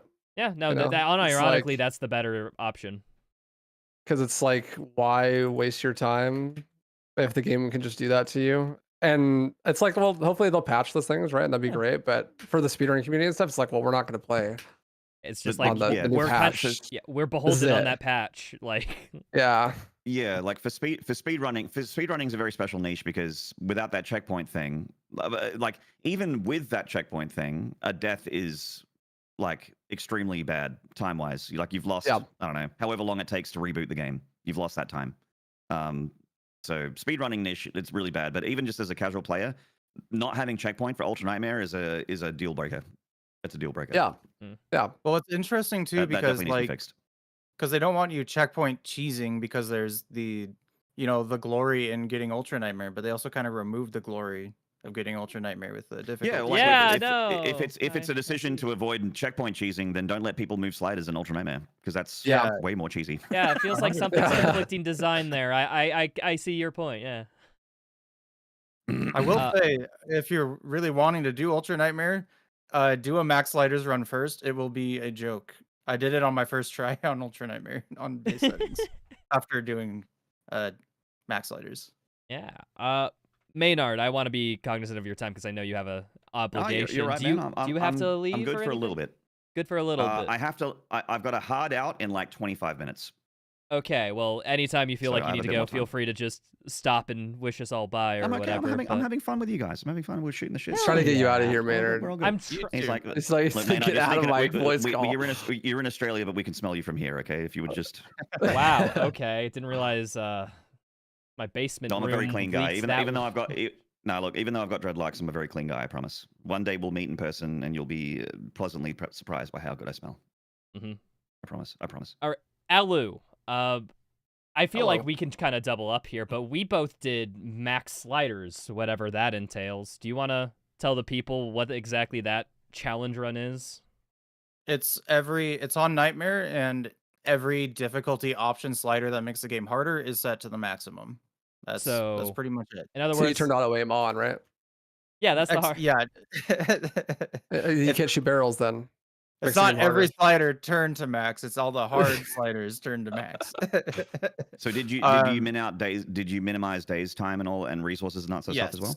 Yep, everything. And yeah, the assisted aim and whatever that other setting is definitely not enabled. Yeah. So the guy in my chat said torture %. Yeah, it sounds like Yeah, that's pretty much it. Yeah, CBT %. it took Alu like 45 to 50 hours to beat that mode, with checkpoint reloads and all that stuff. It took me 50 hours as well. It's honestly CBT simulator at some point. Some encounters are really tough. But my second run was only 14 hours compared to the 45 or 50. So that's how much you kind of improve by the end of the run. Yeah, doing this so my default run, as a reminder, 150 speed min parry window, and that was a good enough challenge when I introduced into the game, but once I did max sliders, it's like how to put it, challenge was cranked so hard that it's either you get good or die. And yeah. I feel like from that I've understand so many more intricate things about the game system over that 50-hour-ish playthrough.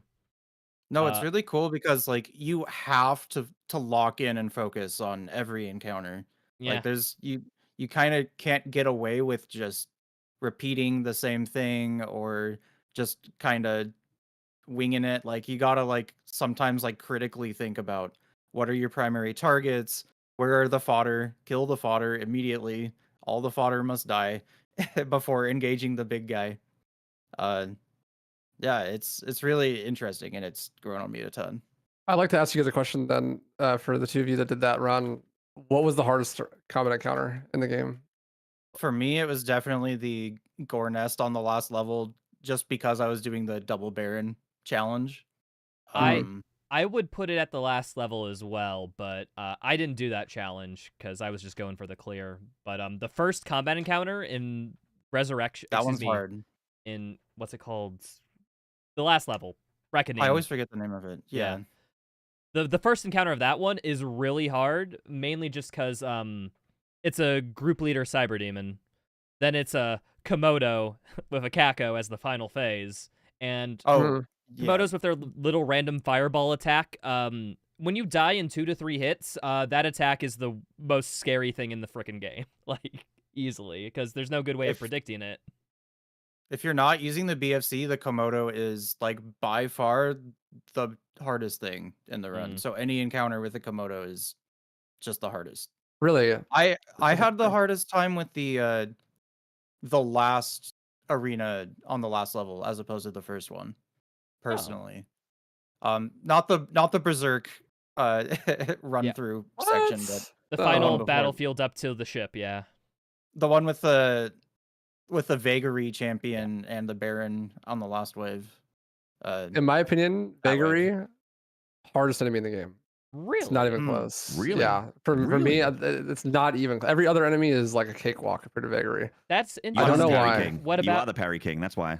I guess so. Yeah, I'm like because Devil May Cry? I feel like the goop just gets me every time, and I like Pretty can't bad. figure out how to get into a parry fight with it. You know, like if you get it to shoot at you, right, then it's not so bad. But So my vagary and the way I deal with the vagary, I'm under no illusions that I'm a better gamer than you. By the way, this isn't like I'm trying to teach you anything. I know you were bred in a lab. Like you're not even biological. You're not even real. You were bred in a lab to complete video games at ultimate speeds. But I found that with the vagary, I found them really easy.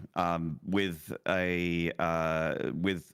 basically like shooting at them a bunch with a cycler that applies shock and then just strafing around them sort of mid distance, so I'm not really getting gooped, but using the pulverizer. And because they're so wide, the pulverizer, every projectile the pulverizer is basically hitting them. Yeah, it just it DPSs the fuck out of them. And on like 150 speed and everything, I really do not get really gooped. fast. I only worry about the projectiles. Is the only thing I'm afraid of getting hit by, or the slash, like when they swipe at you. That's probably the number one thing I died Mm-hmm. to is the goop. But from Makibus and from I did die to Vagary. goop a lot. Yeah, actually, my quick entry for hardest battle is I haven't heard it mentioned yet. But my hardest fight was actually the first arena in Belly of the Beast. With Really? that one is really that one tough. is one It's of the brutal. hardest. Yeah, It is definitely one of the hardest. I definitely died on the most in my first playthrough. I was there for an hour maybe. I think Retro even came into chat and he was not there yet because he was doing a harder run. And he was like, "Oh, when I get here, that's exactly right." I rated. Yeah, exactly. Definitely That's one right. of my top 3 hardest ones for sure is that encounter. That one's really rough. Yeah. The Cybermank in the corner with the Revenant. That's like Revenants are so scary in this game. It's weird for them to not be a meme anymore. The Revenant, they're actually like a thing that you They have to worry are, about. dude. It's like a number one priority. I often I'll find myself like fighting the like the morale demon or whatever, and then I die, and it's always the Revenant, right? It's like just because the bullets are so fast. Oh, and the tracking engine's insane too. It's insane. Yeah. I also had a really cool situation. I mean, it was bad for me, but it was cool where I went to melee one and it just went into ghost form and then it came back just to like not get hit. Yeah, no, and I'm like, if that's intended, that's I've had that with the fucking shield. I've had that with the shield So it is saw return. programmed to get out of ghost form and melee you once you get in range. So I think you were just out of range for a split second. It did its ghost attack as you meleeed, and then it's like, oh, he's so close. Quit ghost form, hit him. I'm pretty sure they can ghost form BFC. Yeah. I think I've had it happen. Yeah, like oh it my just doesn't God. hit them. I love that. mean. The game needs a dickhead, because and I think the Cacodemon and There's the no Revenant are probably Archvile. top tier for that. Yeah. Yeah, Thank like God. an Archvile, but also in Eternal they have the Carcass, the support demon. The one Yeah, that's true. the one that you hate the most, not because they're difficult, because they they get in spawn your a way. fucking wall. Just Don't remind me about that asshole, man. I got Yeah, but beef with he's that an dude. asshole. He's an asshole, and you hate him, but it's also like you love to hate him, like a bad guy in a TV show. Yeah. Yeah, it's one of those Yeah, things no, where it's it's like lovable look. mechanically I like what he does for the game, but at the same time, like, fuck you, dude. Like, Yeah, but also fuck you. Exactly. Yeah, I agree. We're talking about the Carcass. Yeah, sorry, guy in the chat. Go on. yeah, I was gonna say, Alu, I don't know if trying to talk more about max slider mode a little bit. You said okay, so you've done the thing where you've done BFC without like. I've done no BFC. You're now doing it with BFC, trying to work towards like UN and stuff, right? How different is it to use the BFC? I'm curious. Oh, it's night and day because you can just kind of take out most of the Komodo. I'm still figuring out a combo to like, I don't know what combo you need to one shot or like quick combo a Komodo because one BFC still doesn't kill even a regular Komodo, but it definitely helps. and I still have some more routing to do. But just the Komodo is like the one answer on max sliders where it's just like I don't know what to do because the fireballs are just. Is that what gets you, the fireballs? Because you can't just block them. It's impossible to dodge. It does like AoE damage, and like one of them will break your shield, and then the other will like kill you. Yeah, if you aren't full HP and have shield block, like when mid range with a Komodo, like you're basically asking to be killed.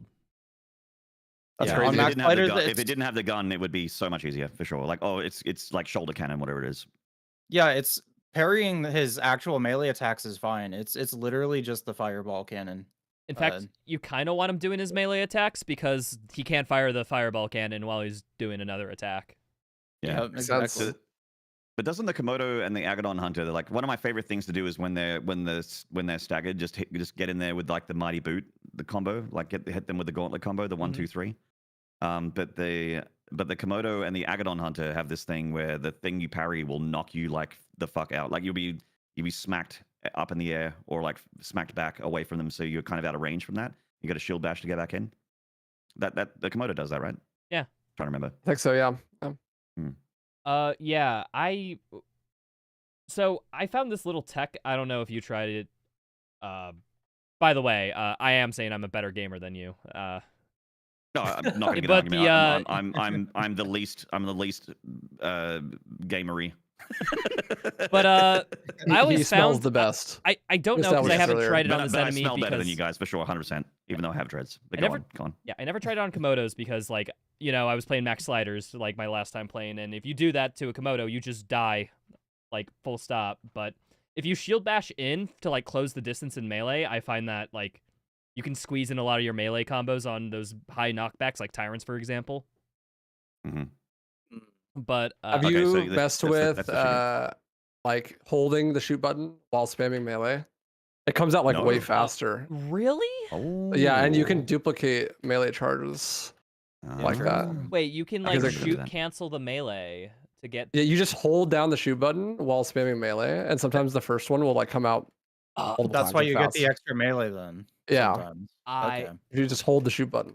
I thought it was like some execution thing where like the demon was technically like in an execution state, so it just played like the melee animation over it or something. I think that can happen as well, but it usually happens like right at the start if you're holding down the shoot button while you do it. Okay, very niche thing, but have y'all noticed like the melee buffer system in this game and how like if you try to do any other action while trying to melee, it just will prioritize melee over everything? Yes. There is a stored input problem for sure as well. Like the whole like don't mash in this game.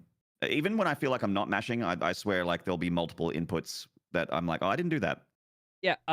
So there's this very weird one. I only figured this out like the last time I played, where if you spam melee, it will buffer that input during the melee animation. Like for example, the Dread Mace, if you have 2 charges, like if you hit melee even once during the first animation, it will for sure always do the second animation. But if you block your shield, that interrupts it, but like only for half a second. So you can get in a quick parry or block for like that half a second, and then it will immediately force you into a melee. Interesting. Yeah, so I think this game does have like a dedicated like animation priority sort of issue where I think how to put it. The intuitive answer just isn't the one they chose. Yeah. Mm-hmm.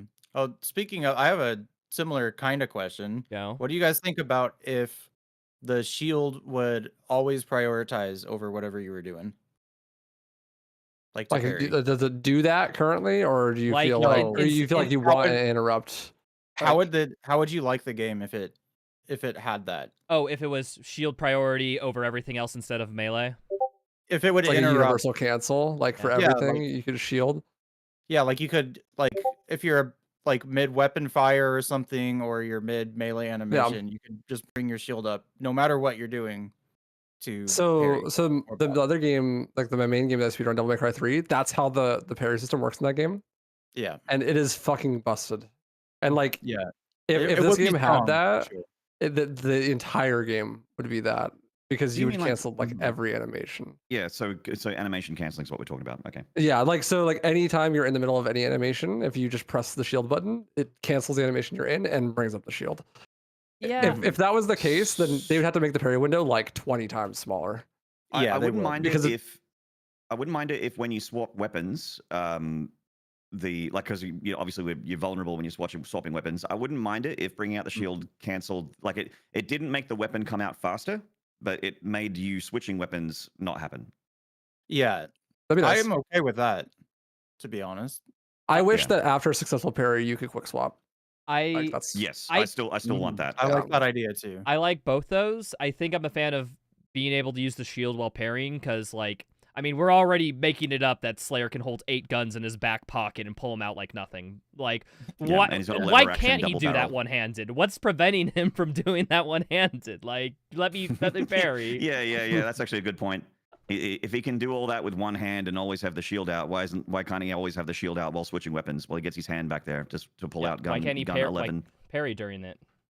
Yeah, I agree. Yeah, I don't know. It feels weird because it's obviously intentional to like stop you from switching Yeah. weapons, which I think is to make it so that like people don't have the complaint that like they did with Eternal, where it's like, oh man, like you just spam weapon swap all the time. You have to be like constantly swapping weapons. And but I just think they like went too far the other way. Like I don't know. It's like they really like punish you. It's like, oh, you want to switch weapons? You want to do something else? Like no, you're gonna die.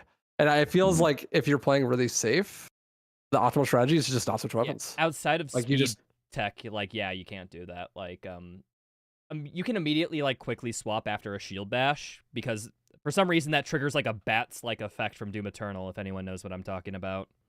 Yeah. But Yeah, no bad. other Same with the shield throw. Like if you throw your shield, then the next swap is like really fast, like during the shield throw. But yeah, I kind of because it feels like they're trying to go for like swapping weapons is something you only do when there's a down moment in combat. But that moment is not long enough to like, okay, you just killed an enemy. Maybe you want to change the weapon when going on to the next one. It's still just like a bit slow for that. yeah. It feels just like you're feels a actually bit punished. awkward. You're punished sometimes for swapping weapons. Yes. Which is, Yeah. I think, too far. Yeah, I agree. I think it is too far because it's like, okay, well then I'm just not going to switch weapons. And then I was actually getting bored. Yeah. Like on my second playthrough, I'm like, dude, I'm just using the Impaler. It's like I had to start switching weapons to find the fun because I'm like, look, I know it's not optimal. I know I'm gonna get hurt more. I know I'm gonna die more. But like, it's just fun. Like it's more fun to play that way.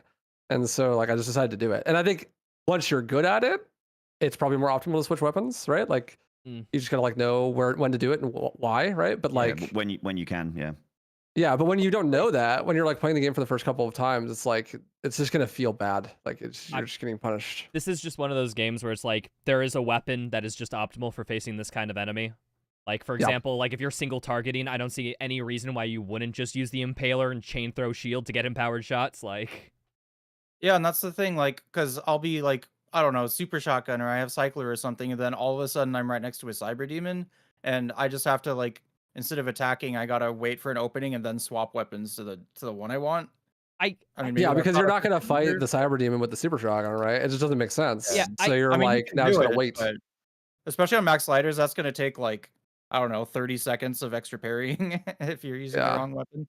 Yeah, I actually kind of like the committal nature of weapon swapping in like some weird like might be slightly masochistic sense of punishment of where it's just like I do like how switching weapons isn't free and you have to think about it, but at the same time with how much you have to think about like during just a typical encounter, it's like I'd be fine with like one less of those. Like I just think it stifles experimentation. It's like you're gonna have I'm thinking like sure at the highest level player like it's gonna be more fun and probably more optimal to switch weapons for like specific things. But I found that like okay, the only time I could justify switching weapons on Nightmare is if I know what the enemy spawns are going to be and I have a plan for which weapon I'm going to use on which spawns and I know when the downtime is going to be. But like if you're just playing the game normally, like you're just like casual, right? Like even if you're doing like your 6th, 7th playthrough, you're probably not going to do that. Yeah. And so you're really going to get punished for it. Because I remember a big criticism of Eternal in 2016 is like how you didn't have to swap weapons. Like even in Eternal, like if you had max ammo, like your chainsaw pip recharged way too quickly to where you could just infinitely fire the same weapon if you built around that. That my first ever playthrough of Doom Eternal, I remember it. I thought more DACA, more good, so I just had like mobile turret, and I never did anything other than mobile turret. And I would I would just chainsaw stuff and just Yeah, Just and- the whole and, like, playthrough on Nightmare. And like people criticize like id Software for being like, you didn't design your games in a way to where like I could just sit here spamming Super Shotgun the whole time and get through the game, because you could do that in literally all their games. So it's seems kind of weird that they leaned into the criticism more than like trying to address it. Yeah, it feels more like they listened too much to the people that were complaining about like having to switch weapons too much in Eternal. They're just like, fine, just use one weapon. But it's like, that's not that fun for many playthroughs. Like, it's fun for like a couple playthroughs, but I feel like this game is not going to have the same staying power casually as something like Eternal, because it's like you just don't have that many playstyles. So Right, when you yeah, but the downside of doing something like that is if you take the stuff that I guess adds to the skill ceiling away. Yeah. Like it's going to be a lot more better as an entry game, and people are going to play it and have like a really wonderful 1 or 2 playthroughs. But then people like us who do 20, 30,000 playthroughs, Yeah. like we're like just really wishing that we had that extra thing just to give you that extra little bit of stimulus, like the ones that stick around and play that game for thousands of hours. I guess. Yeah, well, I think that's a common design principle that's like followed through in this game, and you could see it in the mech and dragon sections. It's like, yeah, you can. This is like a spectacle, one-time showcase game, and like if there is anything that you can get out of it at a high level, it's like incidental or like a secondary thought to. It's very important to have those casuals. Very, very important. Very, very very specific important. reference, but it reminds me a lot of the Ghost Runner 2 motorcycle sections of being Oh, spectacle, I totally agree. and then just not much else. Like, what's the point of this after the first playthrough? The answer is, not really. It's just kind of there for that. Well, the point of it is that 70% of people that buy a game never open it, and 30% of those people don't finish the game. So it's like, it's good on the just for them, trailer. yeah. Looks good on the trailer. Mm-hmm. So remember the fast traveling from Doom Eternal. I was talking about this a little bit with Chad, and it was just interesting as a discussion. But like how in Doom Eternal, I remember, for instance, like Arc Complex and like Super Gore Nest, for instance, you unlock the end of the level and then you just fast travel to everything you need to complete the level. And in Arc Complex, like in 100%, you don't go up the turrets. You don't do that. Like you do that bridge skip to get to the Marauder fight, and then you just use fast travel to get around. I actually think that while I miss fast travel in terms of being able to collect stuff, I think that fast travel would kind of wreck the open levels in Dark Ages a bit. Like it'd be great for speedrunning, but the ability to just fast travel around, like rush to the end of the level and then unlock fast travel and then just go, okay, I'm going to this corner, this corner, this corner, this corner, and you just skip like everything on the way. Kind of breaks those longer levels, but at the same time, it does feel like you spend. And this is part of the reason why I'm frustrated about the mech segments and the Dragman segments. Is like I know that the dragon and the mech stuff is there for a pace breaker, but I feel like there's already so much pace breaking because you've got these giant levels and you doom walking around or running around from one side of the map to the other to complete stuff, unless you're routing. Hot take: I don't like pace breakers. If I want that's a break, I'll just I kind of agree with you because I've got spicy brain and I want constant simulation. I'm kind of exactly the same. But like if I'm like, man, I'm like a little bit. I've never been playing Doom Eternal and been like, man, I wish there was a mech section now because I'm too overstimulated. But even if I was like that, I would just pause the game. I'll just go do something else. I want nonstop. Like when I play Doom Eternal, I feel the same. I want nonstop combat. Like I don't want it to end. That's why I liked Proteus Horde mode so much. Like it's just the only downtime is when you select your weapon and then you go. Yeah, I feel like I'd much rather have a very catered experience that does like exactly what I'm looking for, and then it not try to overstep what it's doing. And I feel like Dark Ages kind of does overstep it. It's like trying to be more than it is, or like more than I would like it to be. I guess it is more, right? But like, I don't know. I think that a casual audience likes that and wants it to be more, right? Wants to be more of a totality of an experience. But I always thought that was something that was really good about like id Software and Doom games, and especially is like it just knows what it is and it doesn't try to be anything else. But I don't think that that's the case for this game. I definitely agree. However, I think there's ways that pace breakers can be done well. Like for example, I agree. Like Ghost Runner, I just gave it a crap example, but I think they do like in between pace breakers between encounters very well because it's literally just parkour to the next area. Yeah, the wall running in the parkour. Yeah. You can take that as slow as you want. You can be that, but if you are like an Adderall up like person, you can just like do some 15 like million step complicated like parkour. I think the difference there is it's like you're using the core mechanics. Yeah, exactly to do something different than the wall running to do and everything is part of combat. Yeah, Yeah, I exactly. think And Doom Eternal even does that with the platforming sections. Yeah, I right? think- It's like you're using the combat mechanics. Yeah, the Sorry, go aspect I ahead. wanted to say that made that like a good pace breaker in my sense, because it's not asking you to take it at a slow pace, it's asking you to take it at your own pace. Mhm. And I feel like that's where you do it, where it's like, yeah, for people who need the pace break, you can just stop and slowly go through this puzzle. But for people who want a little bit more, they can just like get through it quicker. Like, Yeah, that definitely helps. But I think really, honestly, the big thing is this is not a gimmick. Yeah. Right. It's like you're using the core mechanics of the game to do something different, and that can be enjoyable, and that is informative into how you play the base mechanics too. yeah. It's Shout like out. people complained about. But yeah. I was just gonna say, shout outs to Kaiser, developer at id, who is in my chat / been there for my streams. He's the person who actually designed a lot of the enemy AI and a lot of the dragon stuff too. Nice. He was talking about in the other stream, like for example, when we're talking about gimmicks like the dragon sections, that there was supposedly a bit more to the enemies rather than just that lock-on mechanic. And this game feels like, yeah, no, it feels for some sections that they're just gimmickized because they were meant to be fully fleshed out. But then That just makes like sense. in post-production or production, it was like realized, oh, it's too expensive to implement these features. We gotta. That's fair enough. Yeah, Change it. That makes You sense. can't put everything in everything, but like when I first saw the dragon segments in my mind, I imagined Panzer Dragoon. You guys remember playing Panzer Dragoon, or you played it, or know of it, right? I was Like thinking- I know of it. I was Sega thinking Saturn of never heard of that. Spyro, but yeah, no, I haven't heard of Panzer. Yeah, That but is it's a just sort of dragon. you're a dragon rider, and there's like it's kind of like a rail shooter, but you have the ability to move around, and you can look in like 4 different directions. But there's a lot of like finding the enemies and locking onto them, and sort of like it feels awesome taking out like waves of enemies with like this kind of lock-on drag thing. And it would be cool to have something like that, like the dragon segments, just having a few more enemies flying around, you know, instead of just having those hell barges that you blow up for gold and those ships those turret segments that are stationary. I just kind of imagined that there would be more like, you know, like you kind of have them in that, you know, before you go to the cosmic realm, like the cacodemons, those cosmic cacodemons. You kind of have them, but like more of that, but like squads of them, so you can take out like Fodder with like a big lock-on of missiles and doing like a burst. Like you also like a single target. It feels cool to like have your primary fire, but then like hold right click and then have a alt fire that locks on and do like a big burst of missiles into it or something like that. Yeah, Like it just feels like more weapons would have been more engaging for the dragon bits, and that's what I imagined. And I was a bit disappointed that it didn't have more something other than just a minigun turret on the dragon. Yeah, from what Kaiser said in my stream, you know those big Kako like, you know, fleet like battleship-esque enemies. Apparently, early in development, they were supposed to teleport around, so you had to fly to them and could shoot them on the way. And then when you get close, you use the lock-on as like a, you know, after the chase sort of thing. Makes sense. Yeah. I keep saying this, but where's Dragon Card? Dragon Card. You want a racing game with the dragon? I want a multiplayer racing minigame. Dude, just play Diddy Kong Racing. Like, what are you doing? What dude? if Doom the Dark Ages had multiplayer and it was just Dragon Battle?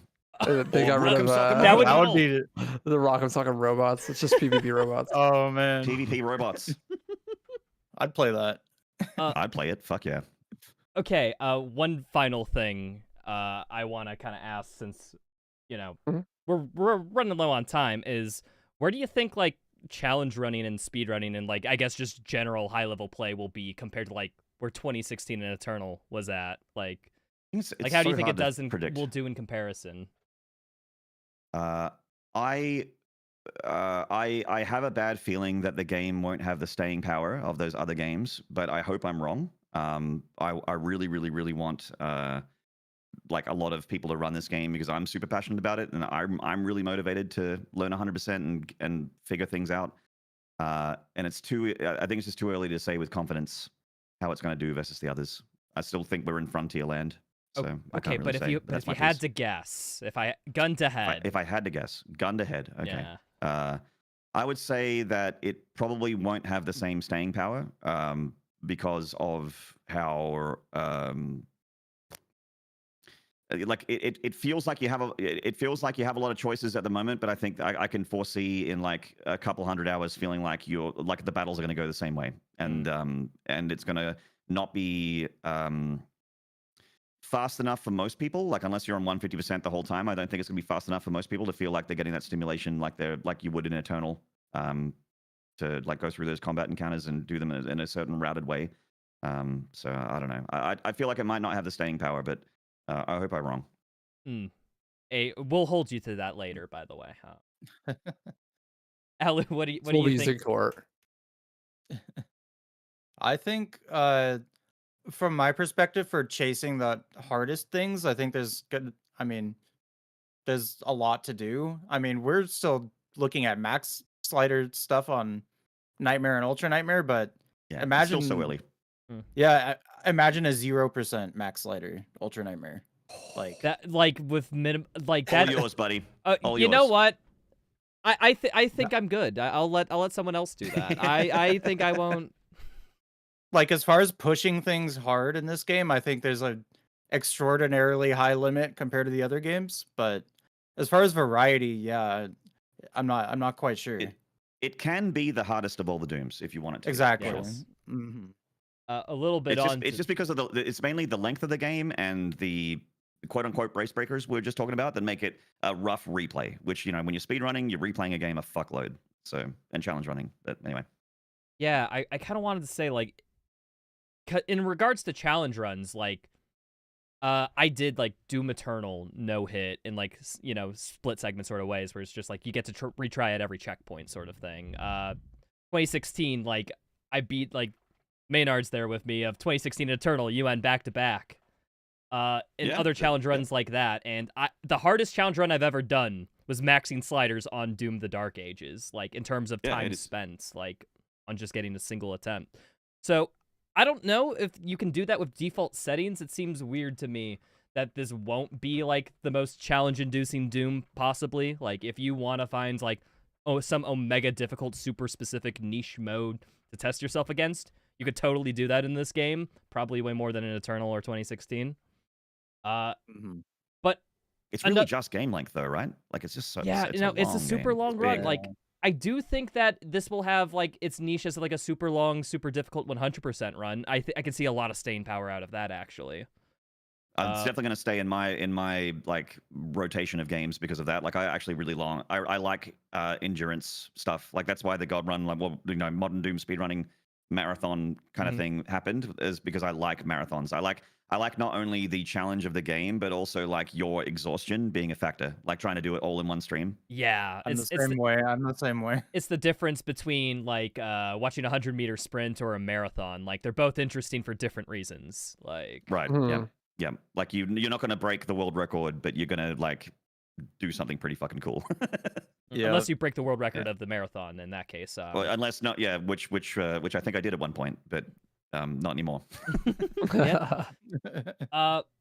Waifu, what do you think speedrunning challenge runs are going to look for this game? I don't see. So maybe I'm just, like, on the copium truck because I think, like, this is what I'm doing, but I don't see any reason that people would be speedrunning this game long term on anything other than 150% speed, because the game is so long, and I feel like the length of the game by itself is enough to justify that. But also, I think that it's got, like, I don't know, maybe this will prove to not be true in the future because we'll discover, like, weapon tech and stuff, and that'll make it different. But I feel it's got the most prescriptive gameplay where it's like you're going to be hard locked on stuff where it's like, okay, like, you do this combat this way, and, like, that's just how it's done, and it's, like, kind of simple in compared to something like Doom Eternal or whatnot, in the way that you do the combat in that section. And so I don't see, I don't know, the game is so long, and the game speed, it's just kind of easy, Yeah. Like, I die sometimes when I'm, like, I do run a lot of 80% restricted in Doom Eternal, right? The easiest difficulty. And, like, I'll die. Even on the easiest difficulty. But, like, I don't think that would really even be possible in this game. Like, I don't know how that would even happen. Because, like, it's so much easier when it's easier. Because, like, the base... Sorry, go ahead. Oh, I was just going to agree. You probably have a better point. No, just like because comparing, like an Ultra Nightmare speedrun and Eternal to Ultra Nightmare in this game, like, the base difficulty is just so different for the speedrun. I think it's a bit less of a challenge or an achievement to do a UN 100% in this game versus Eternal. Yeah, I definitely think for any longer category, 150% is gonna be like the normal because the game's long. Yeah, Even and then I with think the the game beyond speed. that, like, yeah, go ahead. Sorry, Mhm. go ahead. No, that's all I was saying. Like even with the game speed, I don't know. It's still not maybe. Yeah, it's just it feels like the combat is just like simple enough to master, if that makes sense. Like in a way that like you can do it like the set way, the same time every time, and like it'll just Yeah, work kind of deal. I don't know if we're like in like a niche Goldilocks zone though, of like where Maybe. because all the weapons definitely have their own niches and like all uses where I think they're balanced enough to where new combat strategies that are effective for encounters can be discovered at any point. I hate bringing up Ghost Runner again. Actually, I don't. That was a lie. I love that game. But in Ghost Runner, they have combat encounters, and because everything's one hit, one kill, you can do the combat encounter super quick in nearly every order because every enemy dies in like one hit. So that would lead to many times in the speedrun, there would be so many room clears that have completely different routes, and they're like all within half a second of each other. I don't know if that's the case we're gonna get. That makes it really, really interesting because you use the movement to do the combat in Ghost Runner. But like the movement in this game is really basic. Yeah. And I think that's like the big problem really when it comes to like long-term like speedrunning staying power for this game is that the movement is just really basic. Like you just sprint everywhere and like stop hop and stuff. Yeah, I guess but that might change. I guess what I'm saying is I think different weapons will have their own clearing conditions for encounters that are about the same as like other weapons or weapon orders. I can foresee that being a big factor in the speedrun / routing. Yeah, I can see that too. I just think that like when it comes to long term for like speedrun stuff, it's like that movement and like going from point A to point B, like that being fun is going to be a huge thing. And it's really entirely going to depend on how good people get at shield flying. I feel like because it can be used to do some crazy tricks, you know, and get some crazy movement, but it's really hard. Like it's a lot harder than the movement tech in like Eternal. I think it's the coldest take ever, at least in this call maybe, that Doom Eternal probably won't be topped in terms of the speedrun department because that game has like the most depthful movement I've ever seen, and also like one of the deepest combat systems I've seen too. On top of that, this game seems like it only has that on the combat front. They'd have to find some pretty insane tech. Yeah. Or we would have to find something. Which, to be fair, but even then, we didn't understand lurch hopping till like 4 or 5 months into the game, even. So like we can still maybe find something. I mean, also means that we could still find ways to make it pay to win. It's not too late. If it's a Doom game that's gonna be pay to win, it's kind of how it works. Yeah. No. Well, I want to thank you guys for stopping by. Maynard, I think you're low on time, if I recall correctly. Oh, muted. Might be talking to chat. It's a bit chatty counting. Sorry, I was so good about that. I was doing such a good job, and I just fucked it up. I was afraid I was going to do that. I'm so sorry, but I do have to go. Yes, you guys can keep talking. But I have to go. I was just gonna say, do you want to shout anything out, plug your channel or whatever, before we wish you goodbye? Yeah, I'm Maynard. If you want to see someone bash their head up against a wall to see what 100% in this game looks like, I will be that guy. I will show you the 100% run. It might not be pretty, but it'll happen. I've just started multi-streaming on YouTube as well, so I'd love for people to not only follow my Twitch if they don't already, but also give my YouTube channel some love. It's a baby channel. It's not retro or waifu big, but it's getting there. You know, we hit 4 digits earlier in the year and just got partnered over there, so it's gone good. Congrats. So thank you, boys. Thank you, boys. So if anyone wants to watch any of my stuff and support me for free, that's a way to do it over on the YouTube. And I do a lot of Doom. I do a lot of other stuff. I'm a big Souls aficionado. I love action games. That's why I'm a big fan of waifu as well. I like Devil May Cry. So I've been watching him for a long time. And Alu and Retro are Doom juices, which is why I have infinite respect for them as well. So I'll tell everyone on my side when I get off the call to follow you guys. And if anyone doesn't follow you guys, I'll ask them to unfollow me. I think that's fair. Yeah, just hold them hostage. Yep, I think that's fair. Guys, thank you so much. It's been a really good chat. You've also made me learn some stuff that I didn't consider as well. Me too. I'm more afraid of Ultra Nightmare now because of the non-checkpoints that I didn't know existed until this. Call. You're welcome. Well, I apologize. You've been warned. We scared another person off UN. We did. Yep, one less UN runner. Much love, boys. Catch you later, dude. You too. See ya. All right. Well, I guess we're firmly in conclusion, unless anybody wants anything last notes on Dark Ages they want to say. I just want to talk a little bit more about the longevity of like the challenge runs and the speed runs and stuff. I just think that the game's really, really cool. And I think that the longevity of it is entirely going to depend on like how much people can squeeze enjoyment out of little movement stuff in the game, because the game is so long and there's so many sections where you're just like walking and stuff. And so if like people could find ways to like make that fast, to make it enjoyable, to like really add like things to do basically during all down parts of the game, that makes it way more fun. Like I when I was doing it like easy difficulty runs, I never went out of my way to collect anything or do like mission challenges or anything, because it's like I don't need them, right? But then I jumped up to Nightmare, and it's way more fun because like on every mission I'm doing a challenge. Like Siege 2, I'm like getting the ruby from doing the 10 hits on the chain ball, you know, and then like, oh, okay, I need to like kill this enemy while I'm going here and do this and that, just because it like makes things faster overall, and that makes the overall run way more fun. Because if you don't do that, there's a lot of sections where you can just have like major downtime, and that's not even counting like the mech and dragon and stuff. It lowers the. No, go ahead. Oh, I was gonna say I actually experienced the same effect when I played Doom Eternal. I tried learning any percent no major glitches back when we called it that for Break the Record Live, because I only ran 100% to that time. It's like, okay, hey, there's a big tournament coming or challenge or something. I'm gonna try learning this mode. And then I did literally one run, and I got to it. It's like, dude, the easy difficulty makes it feel like I'm not being challenged whatsoever. I kind of hate this. Like, and so I stopped and went back to Nightmare routing. Like, yeah, I had that same exact experience with this game. I didn't have that going into Eternal, and I think the reason for that is I started learning Eternal in like 2020. So like when I learned 80% restricted, it was already hyper technical, right? Like because like you only need to do that at low difficulty if you need to do it to beat other people, right? Like just to beat the game, you don't have to be like doing slobs and like doing crazy wall dashes and whatever, right? You could just like improve over time, just playing pretty basically. And so you're not really pushed to do that until there are other people pushing it. And I kind of felt that way in this game. I was like, man, like I bet you there is like cool weapon tech and like things that we could route and extra movement and stuff, but like no one is playing this. So if I want to be pushed to actually be having fun, I gotta jump up to Nightmare.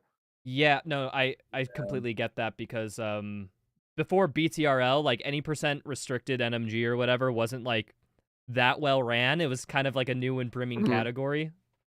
Yeah. And so it's just like we didn't really do much combat optimization. Meanwhile, 100% was all about that. Yeah. And yeah, and like Eternal, there's just so much like everything, like every moment there's something you can be doing better to like there's always things, whereas it's not like walking to the next point where it's just you take the best line, you know. Yeah, and that's where the movement tech like being good helps a ton. And Exactly, the more and more we've been playing, the more and more like shield flies and stuff get added in. And it's really, really hard to see. It's just have to wait and see, right? It's just like when are people gonna add those things in? And someone in my chat, Strabo, said something that I think is true. I think this is gonna be like a really cool speed game. I think it'd be great. But I don't think in 2040 people will be speedrunning this game. But I do think that people will be speedrunning Doom Eternal in 2040. Yeah. Right, like yes, agreed.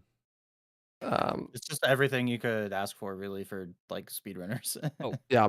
One thing that's a little bit on the challenge run front more than the speedrunning front that actually might be a big factor for this game's longevity is modded content of Doom Eternal. Was with how it was programmed and mapped out or everything, like all you had to do was modify a text document to make special spawns and encounters and whatnot. But in this game, moddings from every modder I've heard is just infinitely worse than Eternal. I think that has to do with like the new map system they used. You know how basically every individual map location that you see on the map is like loaded in at once, and it like transfers between that. I don't know the technical details, but because of that, like there'll be less like custom modded content, which means less custom hard levels. So people who are trying to achieve that little bit of an edge, who want to play something new, just like won't be satisfied. Yeah, and I think that the movement is doesn't have as much skill expression, and so like that'll also be a huge factor of that. It's like you can only do so much. I think that'll also really limit when you do modded content what you can do with it, because it's like in Eternal you have all these movement options. You can get out of there fast. You can move around really fast. You can get like away from danger. And in this game, it's like you parry, right? Like, and so you can only have so many enemies in a combat encounter attacking you because you can only parry so many things at the same time. Yeah. Especially with the slow-mo on, it's like. So, in a lot of those things, like especially on like the content front, like I was able to mod every enemy to like be a marauder in that case and make a fun little challenge run out of that. But without any modding capabilities in this game, like, will you be able to do like an all Komodo run? Maybe like. Oh no! It's just like we don't have the capabilities, and it's not looking good on their front. But we're kind of missing out on the potential that would generate. Maybe I actually was thinking about how or complaining right about how the guns, like you could just use one gun the whole game, right? Just like I was actually planning on doing a UN clear with every gun, with just that gun. That's like, actually a goated concept. I like that a lot. Like UN impaler only, like the whole time. UN rocket launcher only the whole time. Are you gonna do every weapon variations? Maybe not every variation, but I was thinking about it. I did the same thing with the Eternal on Tag 1. I just did it on. I can't remember. I think I did it on UN. I can't remember, but just every weapon. That's pretty sick. Yeah, it was fun. But then it's like once you run out of that, it's like I'm not sure. Yeah. I mean, you have the sliders, which makes for infinite modularity, right? Yeah. But I don't think that they'll really manifest in anything that interesting. Yeah, because spoiler, I plan on doing a no gun only challenge run sort of thing. Hell yeah. And I'm trying to think like what else could I do for a challenge run after that, and it's like I don't know how much would be fun. I guess like no shield run could be cool maybe, but that was like that was one of my original things I thought about, but I just don't think you can get away with like not parrying certain things like Azrak. How do you you'd almost have to be like try it on Nightmare for the lulz and just be like, no, this has to be Aspiring Slayer or else it's like undoable. Yeah, or undoable that way. Yeah, because it seems like there's a lot of attacks. There's a lot of attacks that you're forced to parry or else they'll hit you. Like you just can't. So I just like I don't know how you'd like counter Azrak just by moving. Yeah, so, like you get hit, like you'd just be taking infinite damage, dude. Yeah, true. We'll have to see. The game's really young, so yeah, you never know. I'm excited for the initial little like challenge run little spurt, but I don't know how it'll be after that. I think that's my main concern. I mean, at worst case scenario, it's like I like doing multi-game runs. I could just back this onto a Doom run easily, like So that'll be interesting to see. I'm just like concerned about it's in a weird spot where 100% is like always the most popular category, but it's also really fucking long. And so it's like, I don't know, you look at Eternal and the vast majority of people that are like running actively like want to do hundo, you know? And it's like that run is 3 hours long on your first run. This run is like 6 hours long on your first run. And after optimizations, it'll probably be like an optimal run. It'll probably be like 3.5 or 4 hours. Like, and that's still so long. It's like, such a long run.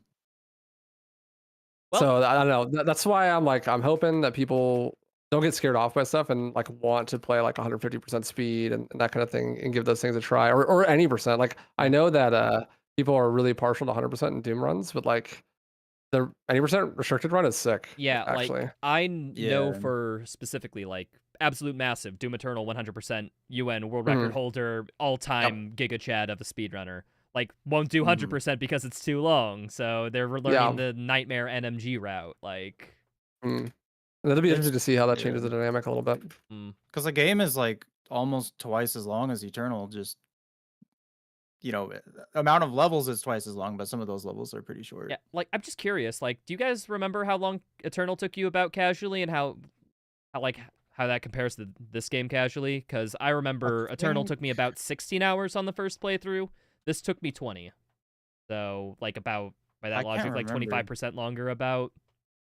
I think my first Nightmare runs when the game like came out, like my first Nightmare runs were probably like 4 hours. Oh, I didn't mean like speedruns. I was talking like casual. No, I know what you mean. I just can't remember my actual. Oh, I get you. My length. The game is definitely longer. Thing, I get it. Yeah, I don't know exactly how long my Eternal run was, but I can tell you that my first playthrough of this on Nightmare was like 25 hours. But I played like up sliders and nightmare and stuff, and yeah, I don't know. Yeah. I do think that it's like playing a completely different game when you up the sliders and stuff. Oh yeah, it feels It'll like be interesting to see that transition for people. yeah, It's 'cause insane I will how say, different it just is. like that little change to the pacing, like, because at 100%, Dark Ages feels like completely its own thing of forethought and thinking things out. You turn it up to 150, it feels like Doom Eternal 2, like, Yeah. which is kind of cool I that the agree. sliders allow for that much variety, but at the same point, I think it's like a, I guess, okay, very small thing, but what do you guys think of watching the game at 150% speed versus regular speed? They're both all right to me. I think the biggest thing that impacts watchability is the slow-mo, for sure. Yeah, I agree. I can't wait for them to like remove slow-mo, but they have the Ravager debuffed, and like now we have like these two weird unoptimal versions to compete with each Yeah. other. It always happens. It's gonna be I great. know they say they don't target speedrun tech, or at least they don't do anymore, but it's kind of weird when they patch casual tech that just so by happenstance affects the speedrun. Like, they didn't like how bosses were being cheesed with Ravager, so now the speedrun has to develop a new strat. But that was like a Yeah. casual problem too. Also, did they Yeah. patch the invuln glitch yet? I have I don't no even know. idea. Because that seems don't like a know. major one. If they cared about UN. Well, the thing is, Pride, it's like I don't understand why they care about game balance when they allow you to fuck with the game balance in the menu. Yeah, It's like if the True. Ravager is going to be completely broken, but you could just play UN with all the easiest settings on 50% speed, then like why bother patching the Ravager? Right? Like, yeah, I kind of, because like, I guess that kind of opens up an interesting thing of like balance within the game playthrough itself, no matter the sliders. Like, for example, how the Impaler versus the Cycler works, versus like different playthroughs with different settings. I guess it kind of feels like that the Pulverizer is the cheap option, and they don't want it to be the cheap option. But at the same time, like, I don't know, our any percent runs rely on that to kill Creed quickly, like. Yeah. It's just, I don't know. It feels weird. I personally don't like the slider system from a game design perspective. I like it from like playing, like getting to fuck with it yourself. But like, I think it inherently leads to an unoptimized experience. Like if you're counting on the player being able to adjust things individually, it's like I don't trust that you will balance the game around the sliders being default, because I don't feel like it is. It's one of those things where it's like you can't trust it to be balanced, but if it's like this fun side mode where you unlock sliders after the first playthrough or something, it's like, oh, okay, well then these were just something thrown in after the fact, and the other gameplay experiences were more defined. But I agree. I do think that this game troubles with like slider creep, if we want to call it that, where it's like they kind of over accounted for it. Yeah, I agree. If it felt like it was like this add-on on the side, where it's like, okay, you play the intended experience, and then it's like if you want to fuck with things and you can, then that's cool, right? But it almost feels like they're like, hey, we think we balanced it well, but we're not sure, so like here you go. Like do whatever you want. Do what you think is fun. I kind of think like that they're inherently changing things kind of implies that, yeah, no, the previous state was not good in their eyes. Like that they needed to make adjustments for some reason or another. Yeah, I get that, like, but then it's like, why have the sliders? I don't know. Yeah, no, it's a little conflicting. I kind of understand the confusion there. It's a little bit of an odd choice to be this focused on balanced when they're like, oh hey, it's a sandbox, adjust it how you like. Like it's just strange to like even have balanced patches for a single player campaign game. I guess I could understand if like a part is so difficult that people are leaving the game and like, you know, not picking it up again. So it's like, ooh, they need to boost numbers. But like, I don't think these adjustments are made for that though. No, it just feels like it's getting harder. Yeah, like they just weren't quite balanced, and they wanted to see what we thought, and then address it more. It just felt a bit like they didn't push the balance testing maybe as far as it needed to be before release. Yeah, and like I don't know, like I'm sure there's tons of things that are unbalanced in the other games, you know. So it's like it just happens. They just happen to give us the ability to balance it ourselves. So it's like we think more about it because we have the ability to balance it ourselves. You know, like it doesn't matter as much because players can adjust it. Yeah, exactly. So then it makes it seem a little bit more strange when they do change things. I Yeah. don't know. That's like such a That's small fair. pet peeve though, because it's like it doesn't affect the Yeah. vast majority Yeah. of players, right? It's just like Yeah, the sliders, like in their introduction and like their establishment, is like at most it's confusing towards me, but it's like not instantly like a big negative. It's just yeah, it's just like okay, a little bit weird, but it's fine. I'll roll with it. I like the system enough, anywho. mhm. Yeah, but anything else you guys want to talk about? Because I'm grasping at straws. Yeah, I think I'm pretty much out of stuff to say, honestly. Yeah. I think Well, that's pretty much. I would covers like it. to add that I think the game is fantastic. It's growing on me the more I play it. I think the speedrun's Oh, really absolutely. cool. oh yeah, I can't wait for people to. But the score has gone up at least a whole point, maybe a point and a half since I have played it multiple times, which I think is a good yes. sign. I'm in the same camp where it's like after my challenge run playthrough, I felt like that the bosses, especially at the ends, were like just kind of copy paste of like previous phases and whatnot. But forcing to Yeah. learn like everything on max sliders is just like no. That final boss fight with Azrak, in which like Azrak has different moves, different tails, different fades. It's just I killed him instantly because of just the organic difficulty settings I played on the first time. Like Yeah. Yeah. No, it's like bumping up the sliders and pushing this game for its challenge. Like for people looking for a challenge, I highly recommend it. It's entirely different, and I've like improved like immensely at this game. It's actually insane how much better I am after doing max And sliders. it's one of those games where like all my favorite games are like this. The better you are at the game, the more fun the game is. Yeah. My only concern is that you will hit the ceiling at some point, like, and then it'll not. Like, I feel like the ceiling is lower than something like Eternal, yeah, for as and much so as I fear that. On max sliders, I don't know. Maybe On not. I've not played different Max sliders. Sliders, so I don't know. Yeah. For the For- speed run though, I could see that for sure. Absolutely.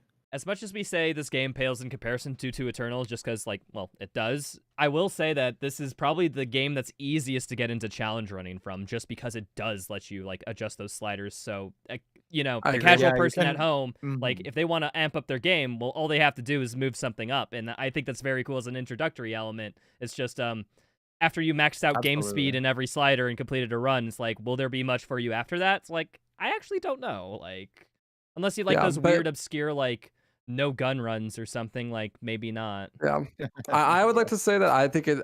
I am glad that it didn't do Eternal 2.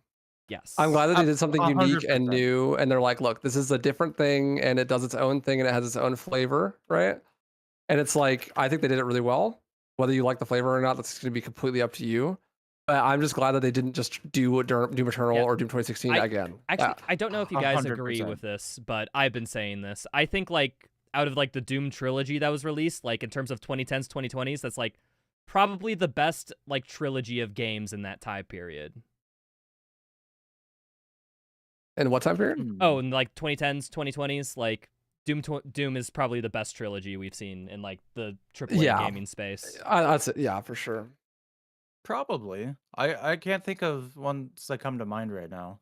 Yeah, like, I can't think of any others, so that really narrows it down. But like, because every Doom game is has like really a crap good. game in it, but I think no, all three of these Doom games are done well in their own certain way. Like they're not like the worst this game gets is like just good. Like Yeah, I agree with that for sure. It's like the worst the game gets is like okay, it's like pretty good. Yeah. It never becomes bad. yeah. There's like never a moment where I was like, I rolled at some dragon sections on my first playthrough and stuff, but like even on replays, it's like it's never bad. It's always just like pretty good, you know. Yeah. I would say this is a Dark Souls trilogy, you know. Okay, but even that has Dark Souls 2. Like I know, but Dark Souls 2, okay, I don't. Here we go. It's not my Here favorite we game. go.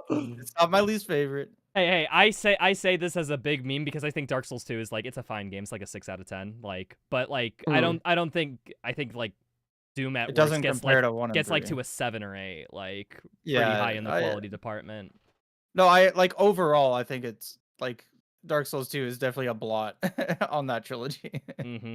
for sure. But yeah, thank you guys for having this talk with me. It was super fun. Really Yeah, appreciate a lot it. of fun. Thanks for having You me. guys want to take an Yeah, opportunity to absolutely. shout your stuff out to everyone, I feel like now's the time. Alu, you go first.